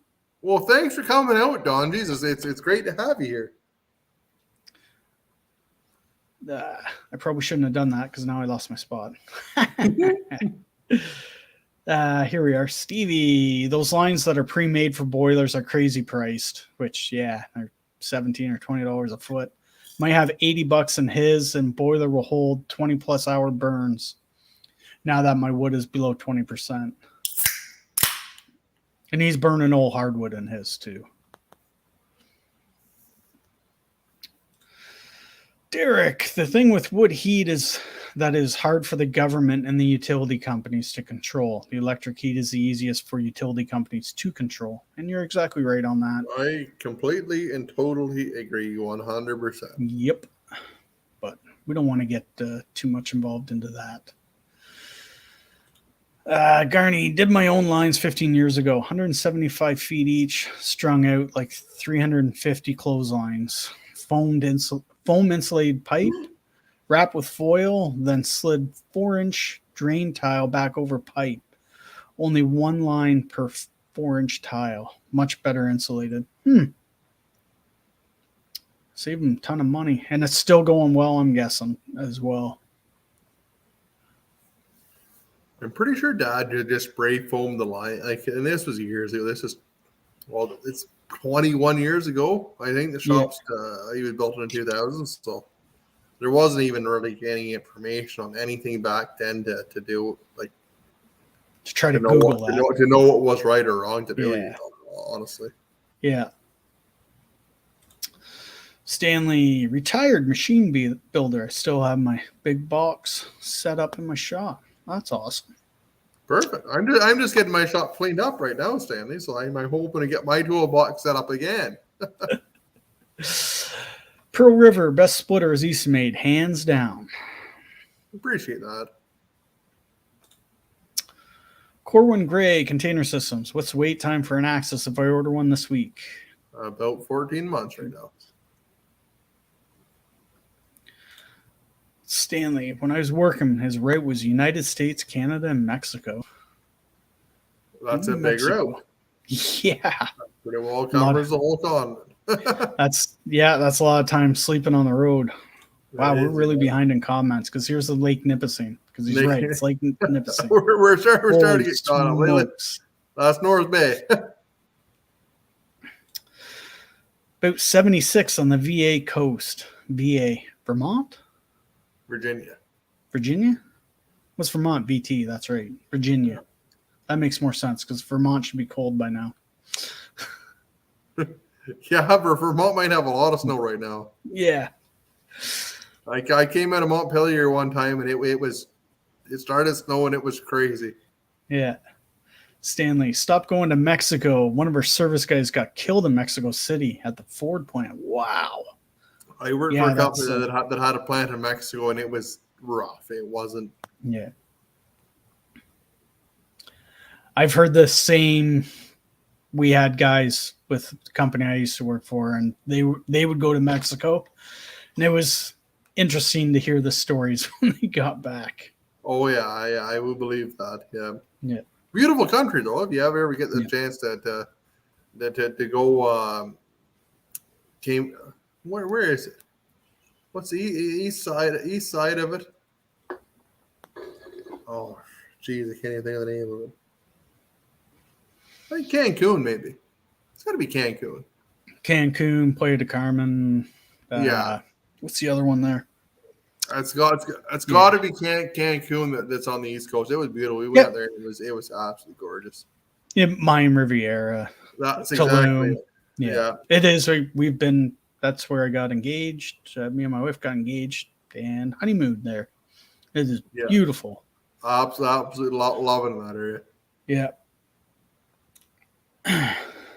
Playa del Carmen, that's great. Going to what's that bar there? Oh, they're everywhere. Anyway. Andrew, Route 12, he says. Route 12 is the one that goes from Watertown to Lawville. It goes right through. It goes right to Utica. Brent, did you get the oil cooler issue figured out on the wood splitters? Yes, we did. As a matter of fact, we did about a month and a half ago. I finally got my greasy mitts on the right stuff to the right tools to actually see it, and we got it hammered down. We sent an email out to everybody that's got a wood splitter that had one for the last 3 years. Whatever, we sent an email out to them how to rectify it. Very simple to do. Just have to pull power beyond, plug out, and that seemed to be the solution. We actually had a splitter at our supplier for 12 months. It was there for a year, and then the engineers came up with every excuse you'd ever think, and a couple of redneck lads figured it out in an afternoon with the right tools. So I don't know how that worked out. Yeah, that's frustrating for you. It's incredibly frustrating. And the owners. I don't very often lose my patience. I think I lost my patience that day. Yeah, anyways, so. Renee, wait time on iAccess. We've gone through this already. 14 months. 14 months right now. Sean, how many machines can you produce in a week? Between 20 and 30, depending on the week. And processors, we probably do about 6 to 8 processors a month, depending on what's going on. Yeah. Kubota's the best? Yes. It seems to be. They are pretty smooth. Nothing wrong with Kubota? Not at all. Actually, I had one guy. He was a repeat customer, had a Bell's processor, and he wouldn't buy these. Maybe he's had a Kubota on it. I couldn't believe it. He wouldn't. No, he said, I'd never buy a Kubota. They're junk, and I've had nothing but great luck with them. Like the difference in that and the Perkins, the cat we were running, is just night and day. Yeah, that's their choice. It's put an electric motor on it then. That's true. Yeah. There's different ways we can do it. Yeah. Mark got a 1222 on order due early February. Is the original time frame playing out fairly true? I don't know, Mark. Give me a second. Well, I wonder what Mark's last name is. I would think you're probably going to see it a little bit sooner. I'm surprised nobody's called yet, honestly, because I think we're working into February of our old schedule for 1222s. That being said, I know we have a backlog of 37 Ds and a couple axes to get done right now, so we might still be in there, Mark. I know we were. You might just miss that. Maybe, I don't know. Stanley says the last time he had a snowblower out, Frosty the Snowman got arrested for indecent exposure.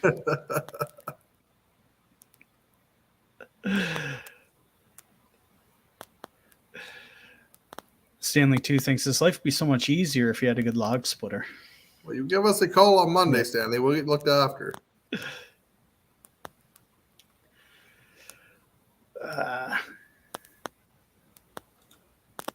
Here is a good question. Andrew, would you guys consider making a skid steer excavator cone splitter? I don't know if I would, honestly. And the only reasons for that is I think there's a lot of good choices out there for them anyways. I know there's a couple of different companies that make them. You're probably just as well to call those guys. They've got the experience of doing it and know what they're doing. I don't think that's something I'll likely end up dabbling in. I do think they're a good idea, though. Like, if you have big oversized stuff, I know lots of guys that have run them and really enjoy them or like them. So. Are you still doing the skid steer splitters? Us, yes, 100%. Yeah. Yeah. We don't sell that many of them. I think it's because of the wait time. I think a lot of the companies will slide a skid steer splitter in ahead of time, where we're just so busy. We're for us it's the same as building a 1222 or whatever. So Yeah. they do work really nice. So like they for a skid steer splitter, they're good, heavy built. I think anyone at the bottom will be incredibly impressed by it. It's essentially your splitter's turned upside down. Yeah. I'd like to. I've never run one on a skid steer, but that'd be. I could see where it'd be handy. That's for sure. We made one with a long stroke on. We did a video on there a couple of back in the winter. It worked really, really nice. A 36-inch stroke on, did a lot of boiler wood with it. It worked great. If you have big oversized stuff, it is well worth owning one. Yeah. We don't do that, but I could, we could probably market it. Well, 100%. Like the two areas that we have is we have guys like you that are loggers, that are skidding their own hitches, that are bringing their own wood in. Yep. So you guys can be a lot more selective of what you're getting and what you're putting through. Yeah. The other group is tree service guys. They don't have a choice. If it don't go through the chipper, it's going to the firewood pile, right? So for those guys, that's where a skid steer splitter really, really shines, and that's kind of two markets for firewood stuff. So like for the guys that are doing tree service wood, like a lot of chippers take 18 inches, so everything over that goes to firewood that gets dumped, right? So you gotta have some way to break that stuff down.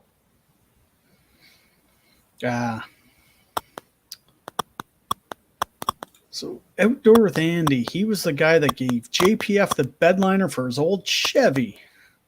I don't recall that, but I remember that 100%. I do, yeah. It was probably last year this time.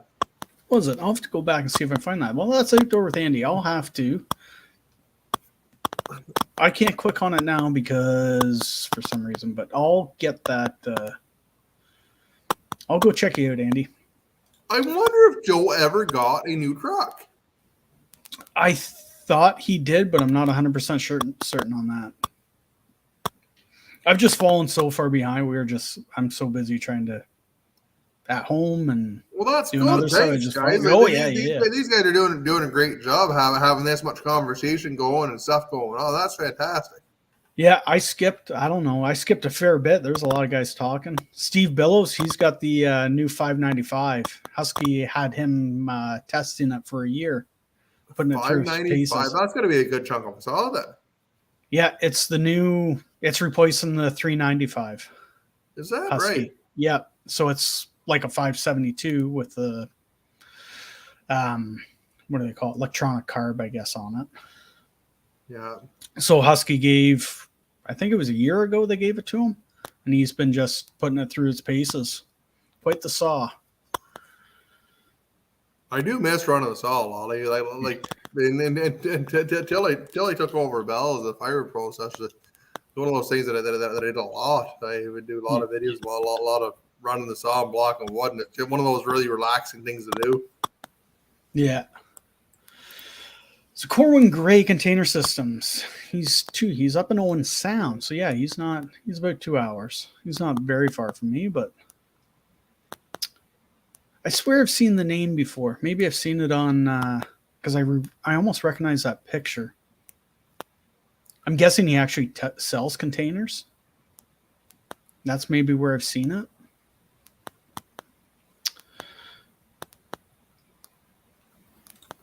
What's this? A log bucket with a ram to push wood into a boiler. Well, that'd be handy. Yeah. What else Standy say? I wonder where Boss Firewood is at tonight. He's got a real nice channel too. It's crazy because I've never heard of him. Firewood. I've never heard of him. It's crazy how these people come up like this. BBSI, Andrew, I sent an email to you about making my 37D on order a wider stance for pulling long distance. Give me a call next week if it's easier. James. We probably won't do that, honestly, James. It's if you get a wider stance on that 3070 or on those splitter, you're gonna hate your life. Once you get that long, like if you get a wide axle on a splitter, you're gonna be working around. You're gonna rub your knees off it. That's my experience with it, anyways. Like that's why the machines are the size that they are, so that you can work around them and not need to walk. Like a lot of splitters you see, you have to load the log up and walk around the machine. Yeah. And that's a lot of screwing around reading and doing that. Oh, I had to block a guy. This is the first time I've ever had to block anyone in my thing. I've had enough of him. Who was it? John Doe. Oh. I've had enough of him. Started making fun of my Coors Light. That was it. You're done. Oh, I don't blame you at all. I'm kidding. He was just getting Colorado Kool-Aid. He was just being silly. That was enough. I haven't seen that. William Klein. You definitely get the odd one of them. I had one of them there a couple of weeks ago. I'm sure some of the guys seen the lot on Facebook there. Oh my God, what a I don't even know what to say about some people. We'll have to talk about that. I've seen actually quite a few of them. They can get out of hand. You get some of them, and it's weird too, because on this platform on YouTube, you get a lot more positive feedback. You get a lot more people that are, I guess, understand. I don't understanding. Maybe you get onto Facebook and there's so much negativity on the whole thing. I have no idea why it's like that. I don't know why we can't just get along. Yeah, I don't know. Everybody's, I disagree with someone. I kind of just move along. That's exactly. I don't have to get another day tomorrow. Andrew, central boiler, 6048, natural drafted green wood with ice on it, burns better than dry wood. Dry wood burns too quick. Put wood in once a day. Interesting.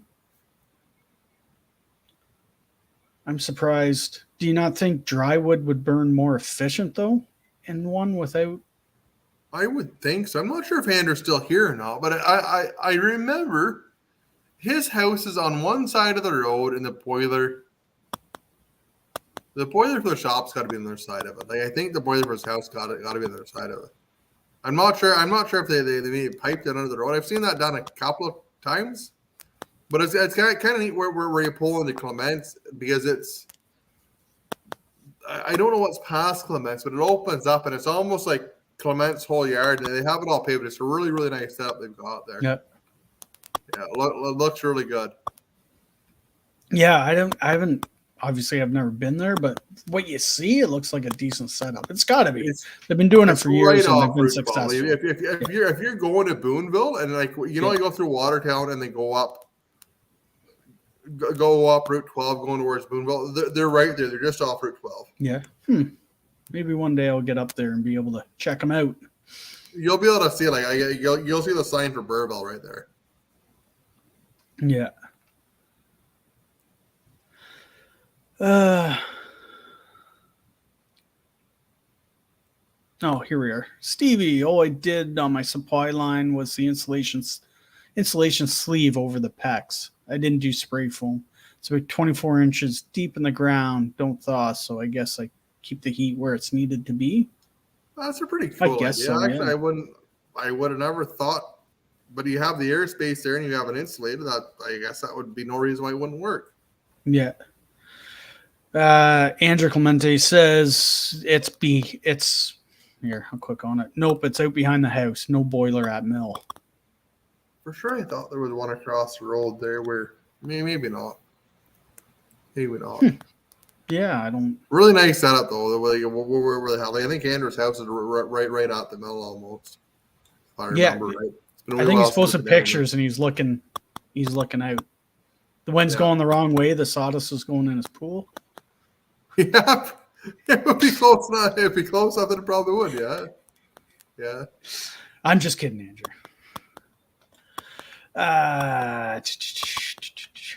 We've gone too far here.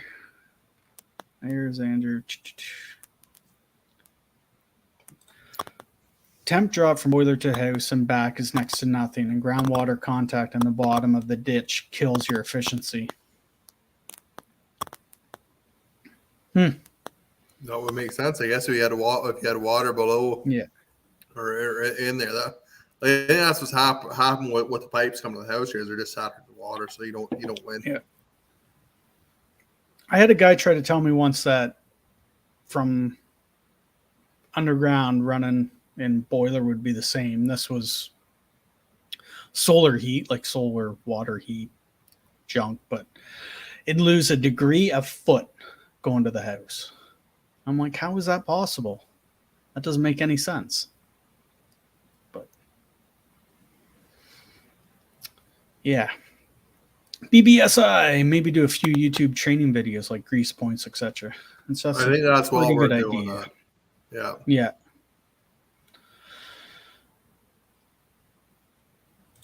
And here's another one, Steven. More concerned with maintenance than running, which, yeah, I agree. Running's, you can go through real quick. You can only watch a person move a joystick so much.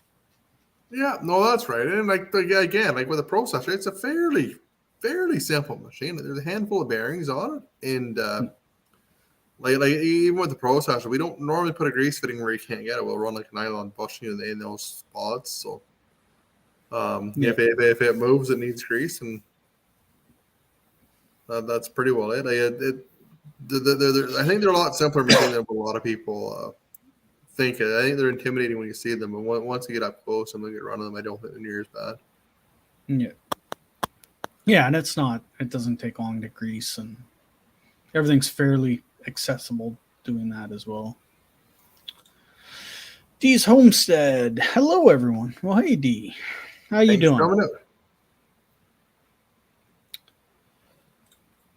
Stanley, his old beat up log splitter's got 10-inch wedge. That's a decent sized wedge on it. That's not bad. Yep. Mitch Jones said his pipe was $9 a foot when he did his. I think it's about 17 now.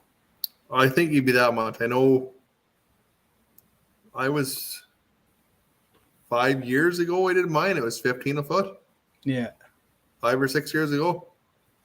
Well, not that, maybe 4 or 5. But it was like $15 a foot for like the premium stuff. I think the cheaper stuff was a little less. But I know for the premium stuff, it was expensive, and it's stiff too. Like to put it in, it's just like you might have a steel pipe trying to manipulate and bend it. Yeah. Brian, after watching Kev's build videos, how long does it actually take to build a processor start to finish now that the shop is up and running? We can cycle one every 3 or 4 days in and out of assembly. Is kind of where we're at. Time-wise, we're around 500 hours on one. You're about 500 man hours into a process by the time that it starts to the time it's finished. Yeah. It's a lot of hours. It is, yeah. Yeah. Kent, his shop is 210 by 40, burns nothing but popple. I burn 12 to 15 cords of wood. 12 to 15 cords. If the wood is too dry, you burn more because it burns like matchsticks. One summer seasoned wood seems to be the burn best for popple. Interesting. Kent's got to be out east, I would imagine, is he? I wonder if Kent's out east. Are you out east? Are you out east, Kent? I'm going to guess.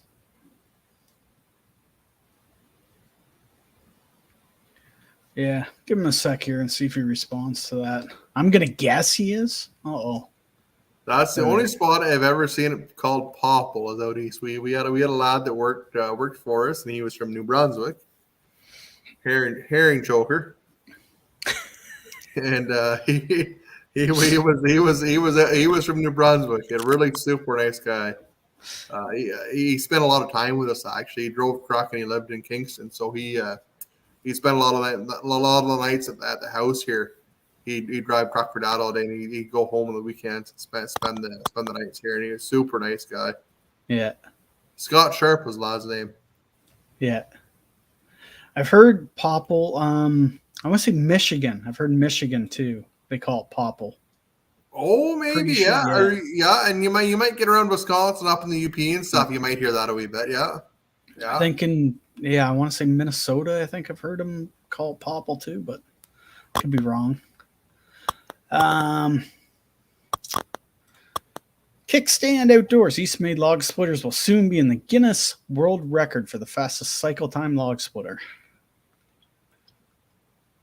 There you go.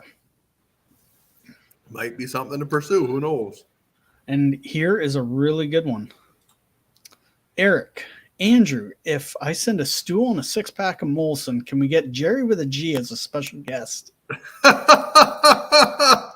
I'm sure we could. We're just gonna have to try. We're just gonna have to get Jerry to figure out how to get on here. Yeah, we I'm should sure do that someday. We should get Jerry and Justin on here. Jeremy or a couple of other guys. Yeah, for sure. Jerry's such a character to start with too. He's just hilarious. Yep, I'm up for that. We have been talking about this already. We talked about it last year and already tonight before we got on, but doing some special guests or having guests. Everyone's special, but let's start having some guests and add on to this. And maybe Jerry with a G is going to be the first one. I'm going to see if I can find this. You give me a second.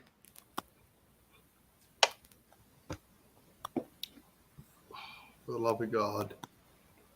Jeremy Bell sent a video. There he is right there. Oh.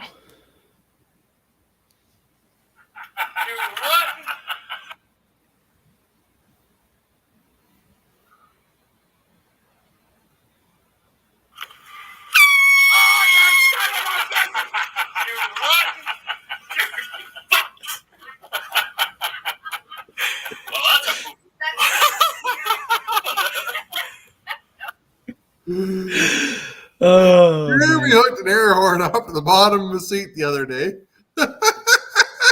That was a good one. It was hilarious. Poor Jerry shit himself almost. We got Jerry with it. We got Brady with it. We got like 4 or 5 people around the shop with it there the other day. It was hilarious. Every time somebody would come into the office and try and get them to sit down in the chair. Take a seat. Outside with Schwab. New York State is cracking down on firewood burning starting October 2022 this year. And that's 100% that's happening. I'll just have to keep on going. Off grid with Doug and Stacy. Let's go, Brandon. How are my favorite Canadians? 2022 Easton made on the woodlot. Well, thanks for coming out, Doug. Yeah, nice seeing you. If you guys haven't yet, you'll have to go by Doug's channel and give him a big thumbs up and a subscribe, just in case something shows up there. That's for sure. Go and check out his little. I've been following his little finger. I don't know what happened to his finger.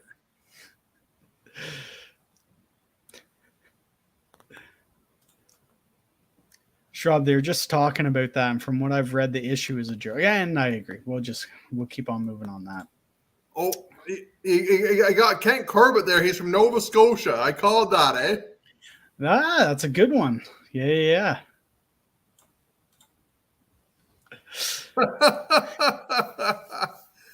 You guys make sure you go over and give Doug a big thumbs up. He deserves it. Yeah, for sure.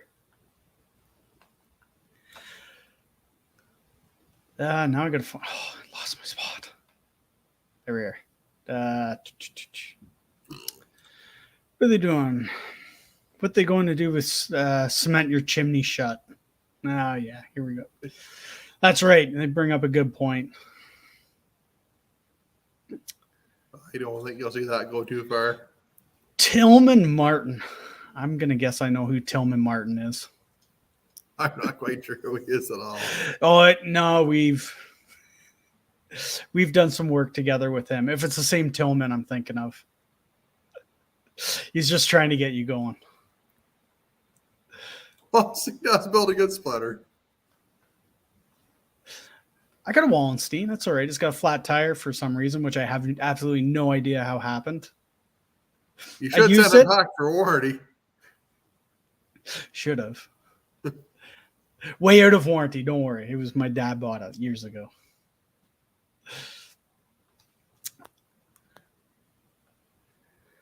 What's going on? Now I'm lost. Oh yeah, this today PA better not try that. Yeah, like PA is old timber. It's crazy.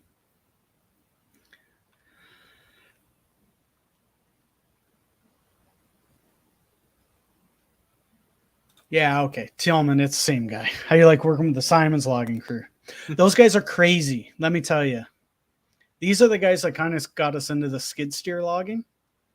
And the Simons logging crew, these guys are nuts. They are crazy. They run whatever the biggest Bobcat is, the T870 and the 299 HPXs or whatever, the biggest cat skid steers.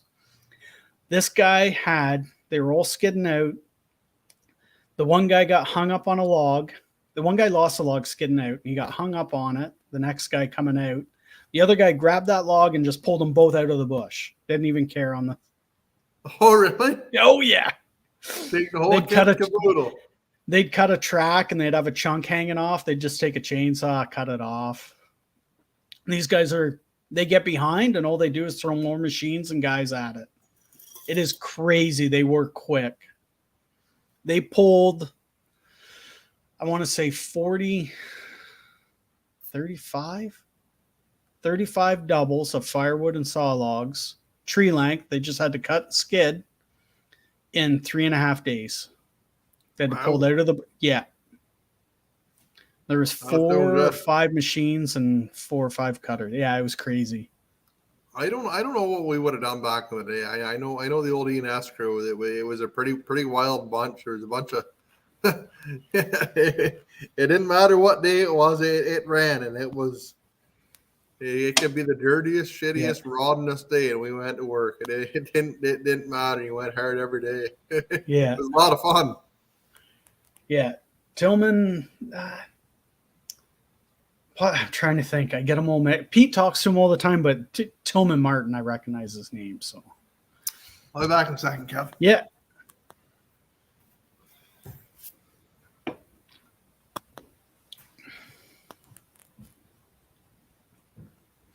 Yeah, I'll have to see. I want to say it was 35 loads. 35 loads they did for these guys. I haven't seen them for a while. What are they up to now, Tillman?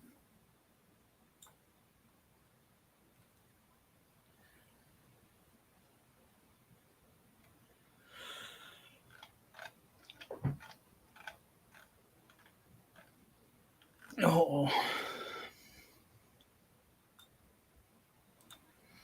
Outdoor Schwab been raining off and on for 6 days. Muddy as hell. I bet it is mild here. The ground is not frozen yet. It it kind of just sucks right now for us, but looks like we're freezing up.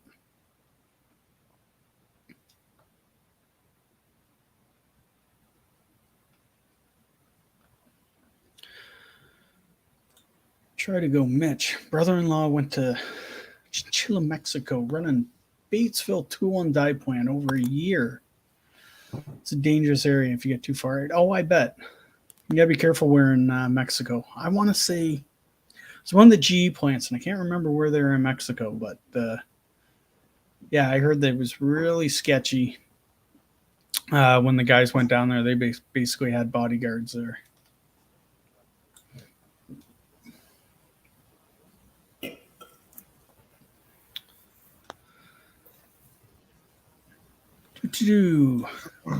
Is Mikey on tonight? I haven't seen Mikey. Mike Cuso? I haven't seen Mike either. I don't know if Mike will be on or not. I don't know what Mikey was up to tonight. I never asked him.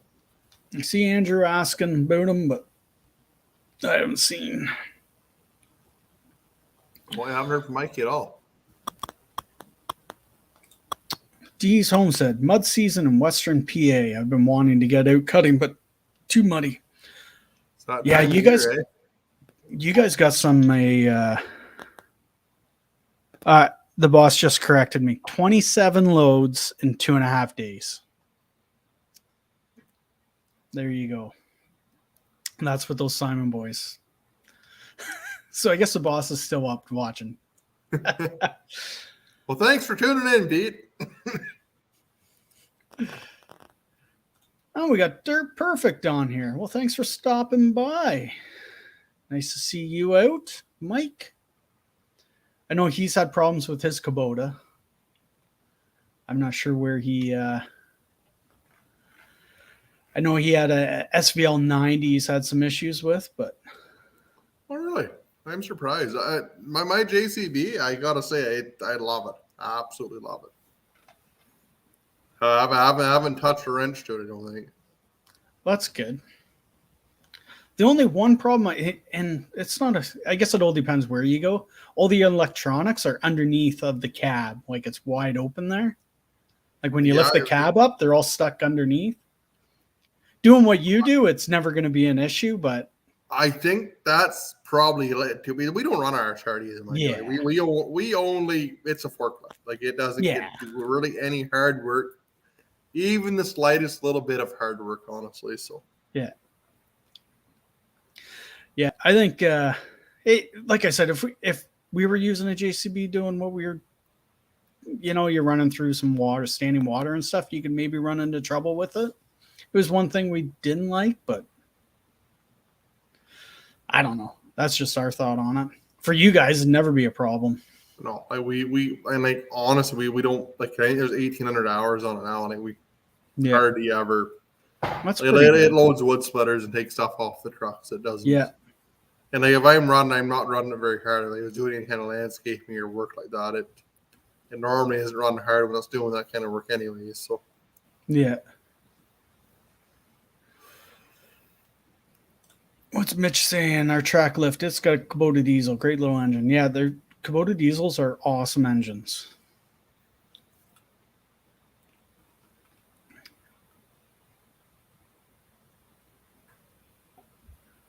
And yes, Stanley, I'm going to keep skipping this. I'm not going to say that again.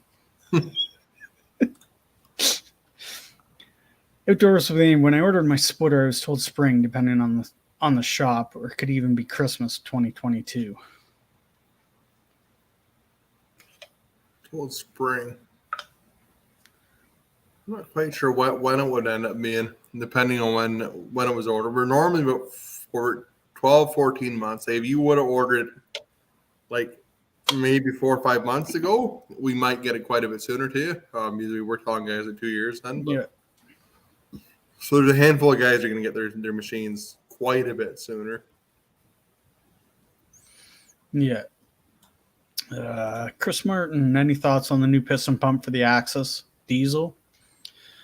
Would you have to have a larger cylinder? I'd have no problem doing it if somebody wanted one. We could easily do it, put it together for you and get it going. There wouldn't really be any need to put a bigger cylinder on it. The cylinder that's on it seems to spit just about anything you want. The one issue you may run into with the Axis with that big piston pump on it, it's going to be fast. I would say the cycle time is going to be below 3 seconds. That's pretty fast for that. Just quick math off the top of my head, I would say between 2.5 seconds would kind of be the realm of what it would be in. So at that point, it may be just dangerous. I don't know. Yeah, that's the way I'd look at it. You're almost too fast. Like right now, it seems to be a comfortable speed. Like we could speed them up a little bit more. They cycle in about 4 seconds right now. Like we could cycle them a little bit faster, but it's a comfortable speed. Like you can only work so fast for so long. You start working too fast, and that's when accidents happen. Yeah, and nobody in the world is going to keep that pace all day. I don't care. There's not a chance of it. Yeah. Renee Sanchez, question: what would be the shipping cost of an Axis to Seattle, Washington area? Around $2,000 right now. Wow. Dee's Home said, can't wait until an Axis is in my budget. Well, if you can get it in before February 1st, you save a bit. You'll save a little bit of money on it before February 1st. Rome wasn't built in a day either, mind you. Yeah. Everything takes time. You can only do what you can only do, though, right? Yeah. Money's not there. There's no point in stretching yourself. No, you may as well if you may as well wait her out, and if you're probably just about to do that. Yeah. Well, I looked at Chris in the wood yard. He's got a real nice wood splitter. Yes, he does. He's a real He's great got a guy dandy too. wood splitter. Yeah. He's got a nice setup there. Yeah. Oh yeah, for sure. Jay Sanchez, I'm waiting on my 60C, which was originally set to be ready early March. As of 3 weeks ago, that date was moved to late March. Are we still on schedule for late March? Honestly, I'm not quite sure. I would think we're probably pretty close to what was originally promised there. I would think in the process. I think we're rolling pretty good with them there now. Yeah. I would imagine if you called Jeremy on Monday, he'd be more than happy to give you whatever kind of update. He's on the ball with stuff. You'd have no problem. He'd be able to give you a really good idea. He says Joe was going to buy his dually, but he decided not to. That's right. That was brought up the last time. I remember that deal. Yep. Yeah. That would be a long haul from Pennsylvania up to where Joe was in Michigan. I would think that would be a pretty. Yeah. I would imagine almost the cost of bringing across, or it might not be worth it to him. That's what Joe needs. So it's something good and heavy like that. He needs a dually or something that's going to be able to take a good beating. Corwin Gray, rental, disposal, and on-site storage containers. Oh, that's cool. Interesting. Good to know too. I have a buddy of mine that does that locally here, and Chad does really well with it. Yeah.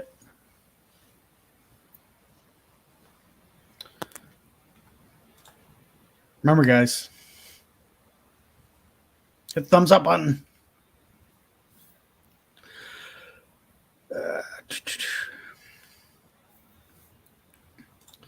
Let's Mitch say, if dry wood is burning too fast, it's getting too much air, usually constant air, not controlled, but that's just a guess. Dry wood makes more BTUs, and I agree with that too.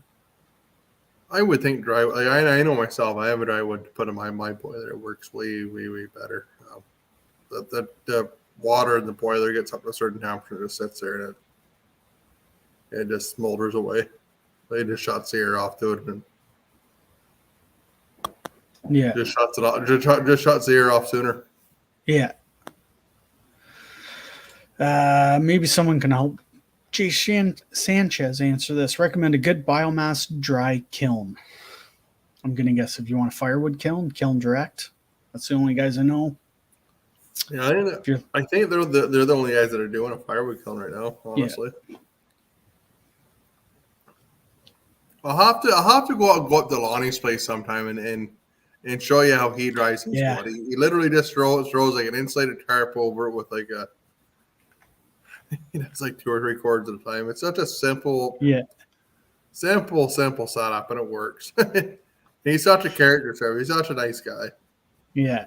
Yeah, you've been telling me about that. That'd be neat to see. With things ramping up with COVID, you hear anything about the shows for the summer? If the shows are going, what will you be attending? Well, I think we'll try to make it almost everything. I think, are they doing it again in Vermont? I know there's a couple that we've signed up for, and kind of depending on what's going on there with the border and stuff, will depend on what we're able to do and what we're not able to do. There's still lots of restrictions on this side. I don't know how it is south of the border, but up here there's still a pile of restrictions to get around, and it's only getting worse right now. So. Yeah. Giant pain is what it is. Stevie, I got my pump wired so the water moves all the time and no leg for heat at the house. I'm pretty sure that's the way my pump's wired up. It just runs all the time. It's always constant. Yeah. Jeffrey, hoping that they will have them all and probably just require stupid vax cards or negative tests. Yeah, the whole thing is just crazy. I'm not quite sure what. Yeah. The worst part about it is cause such divide with people too. Well, one way or the other. I think the big thing is just respect the other people's decisions and call it a day. Yeah.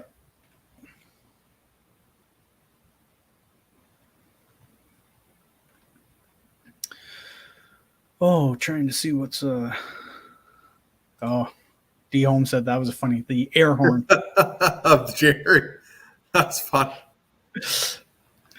We need to get Jerry in some Easton Oh, videos. he's just such a nice guy.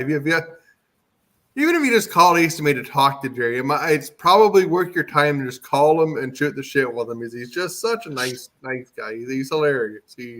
Hard to go, Jerry. Yeah. All right. See you, Stevie. You're probably gone already, but thanks for stopping by and chatting. Thanks for stopping by. Yeah. He hung a lot longer than he thought he would. Yeah. He was going to bed an hour ago. Yeah. My kids have a firewood stand, and now that we live on the bypass of Sable Beach, I think we'll need a new splitter now. Oh, I bet. That's a busy area. That's a good spot for a firewood stand, that's for sure.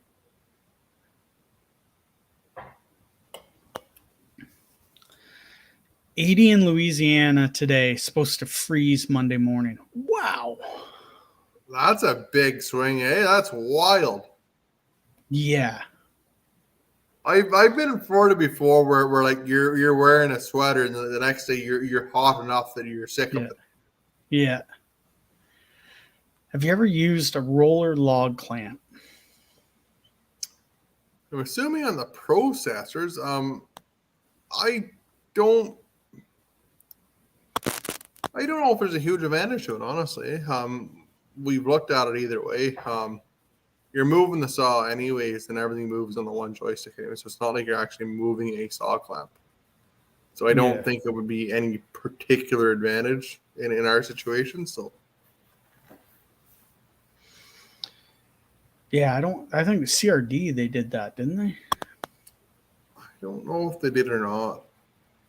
I don't think it would might make the wood bite a little better or grab a little better. I don't think there'd be a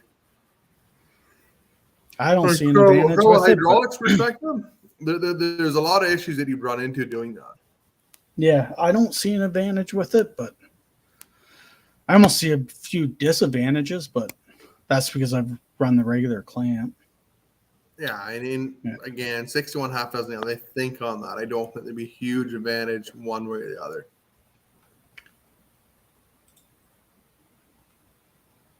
See there? Cheer! I didn't even see this come through, but thank you because I'm doing it on StreamYard. So thank you for the Coors Light Fund. I appreciate that very much. If you ever get the chance to meet Steve, he's a super nice guy. He bought a splitter off me there about 3 or 4 years ago, and he bought it at the Empire Farm Days in where the hell's that town?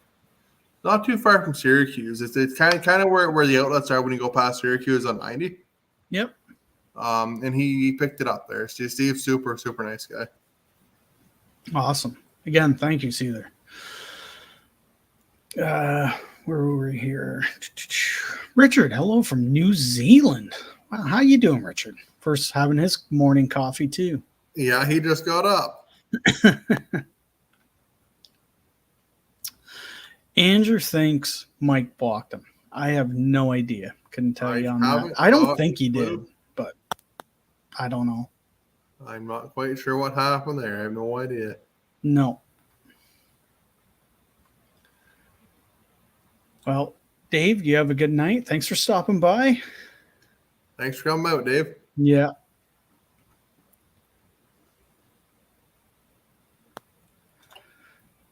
Steven, be nice if they could group a bunch of West Coast orders to reduce shipping.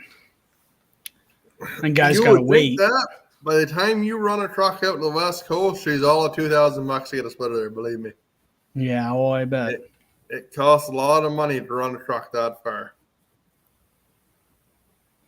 Because that's normally what we'll do. Like if we have a load of splitters going anywhere, like whether it be Massachusetts, Connecticut, whatever, or going to the West Coast, like the price that we give people on the shipping of that's literally the cost on them. We don't make any money. We make like 5 points on it. We try to make a little bit of money on it just to make it look better on the books. But there's no the price we charge people to ship machines. That's what it costs to ship a machine.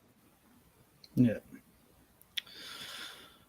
Question: what time zone are you in, and what time do you open so I can order my access? We are Eastern Standard Time. And if you're on the West Coast, when you wake up, call.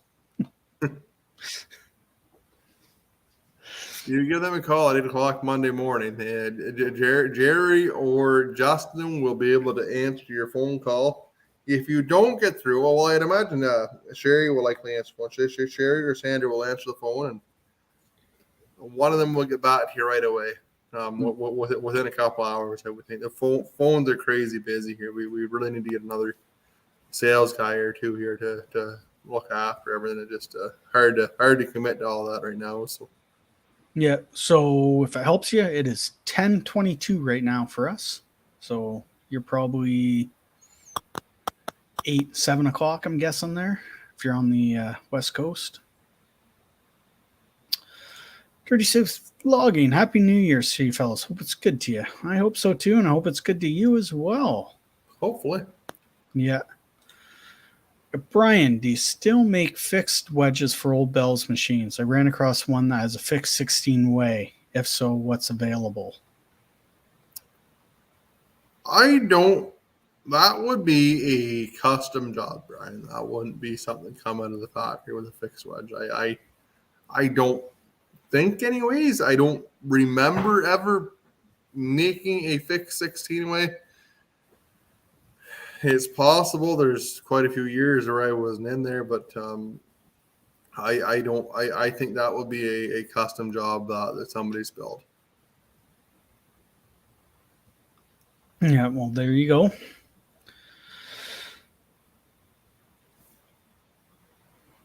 Oh, whoops. Here, sorry, I run a semi efficiently. It needs 350 a mile or more if capable.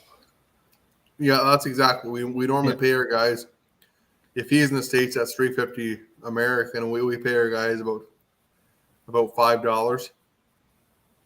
Yeah, it's normally $5 a load a mile is what we pay, and then that gives them a little bit, and because there's a little bit of screwing around with what we do too, right? Because like Drew's got to organize customers and stuff like that, and we normally pay around $5 a load a mile. Because like I found with dealing with any supplier, we have to you have to have some give and take. If they're not making money, then they're not going to do much more for you. I quit nickel and diamond people if they're good to work with, and we're going to pay them and make sure they're looked after. Yeah, and you want to keep them. You want to keep them around. 100%. We found that with our part suppliers and stuff like that too. Like, I don't mind paying more for someone that's going to look after us. Yeah, 100%.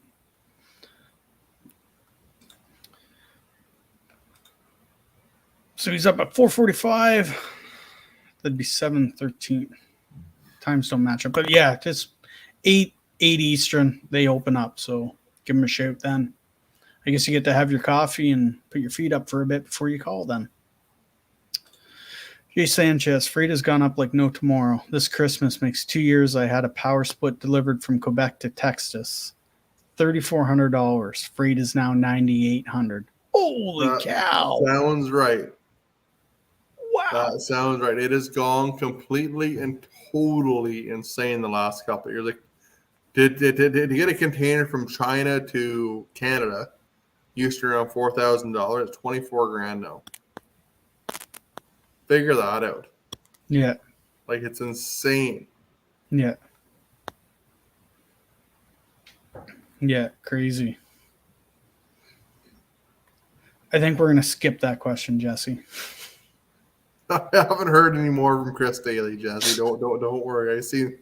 I've been eyeing that one up. I wasn't sure if it was going to pull up or not, but I don't know what to do with that. I'm going to leave that one alone. I'm not biting on that. Yeah, well, no need to get on a public platform with that right now, and you can deal with that privately. That's for you to deal with, is I guess what I should say.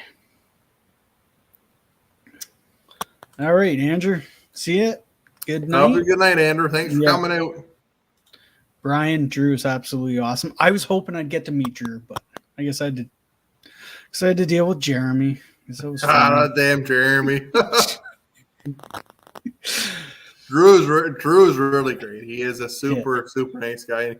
He's he's just such a nice guy. He's great to deal with and great to work with, and he's one of those guys you can sit there and visit with all day. He's just such a good guy. He's really good for us. We've been really fortunate to find him.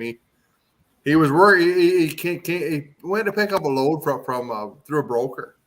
That's how we found him. He literally he's in Kingston, so he's not far from us.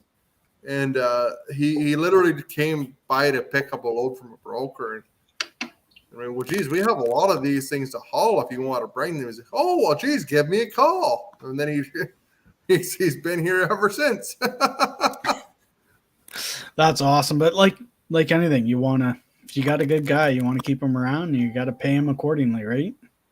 No, that's exactly. And he does a great job looking after us, and he's a super nice guy. Yeah. Well, I think we should wrap this up here. I think we've been 2 hours and 15 minutes. This has been a long one, but a good one. It's been steady. That has been a good goal. Yeah.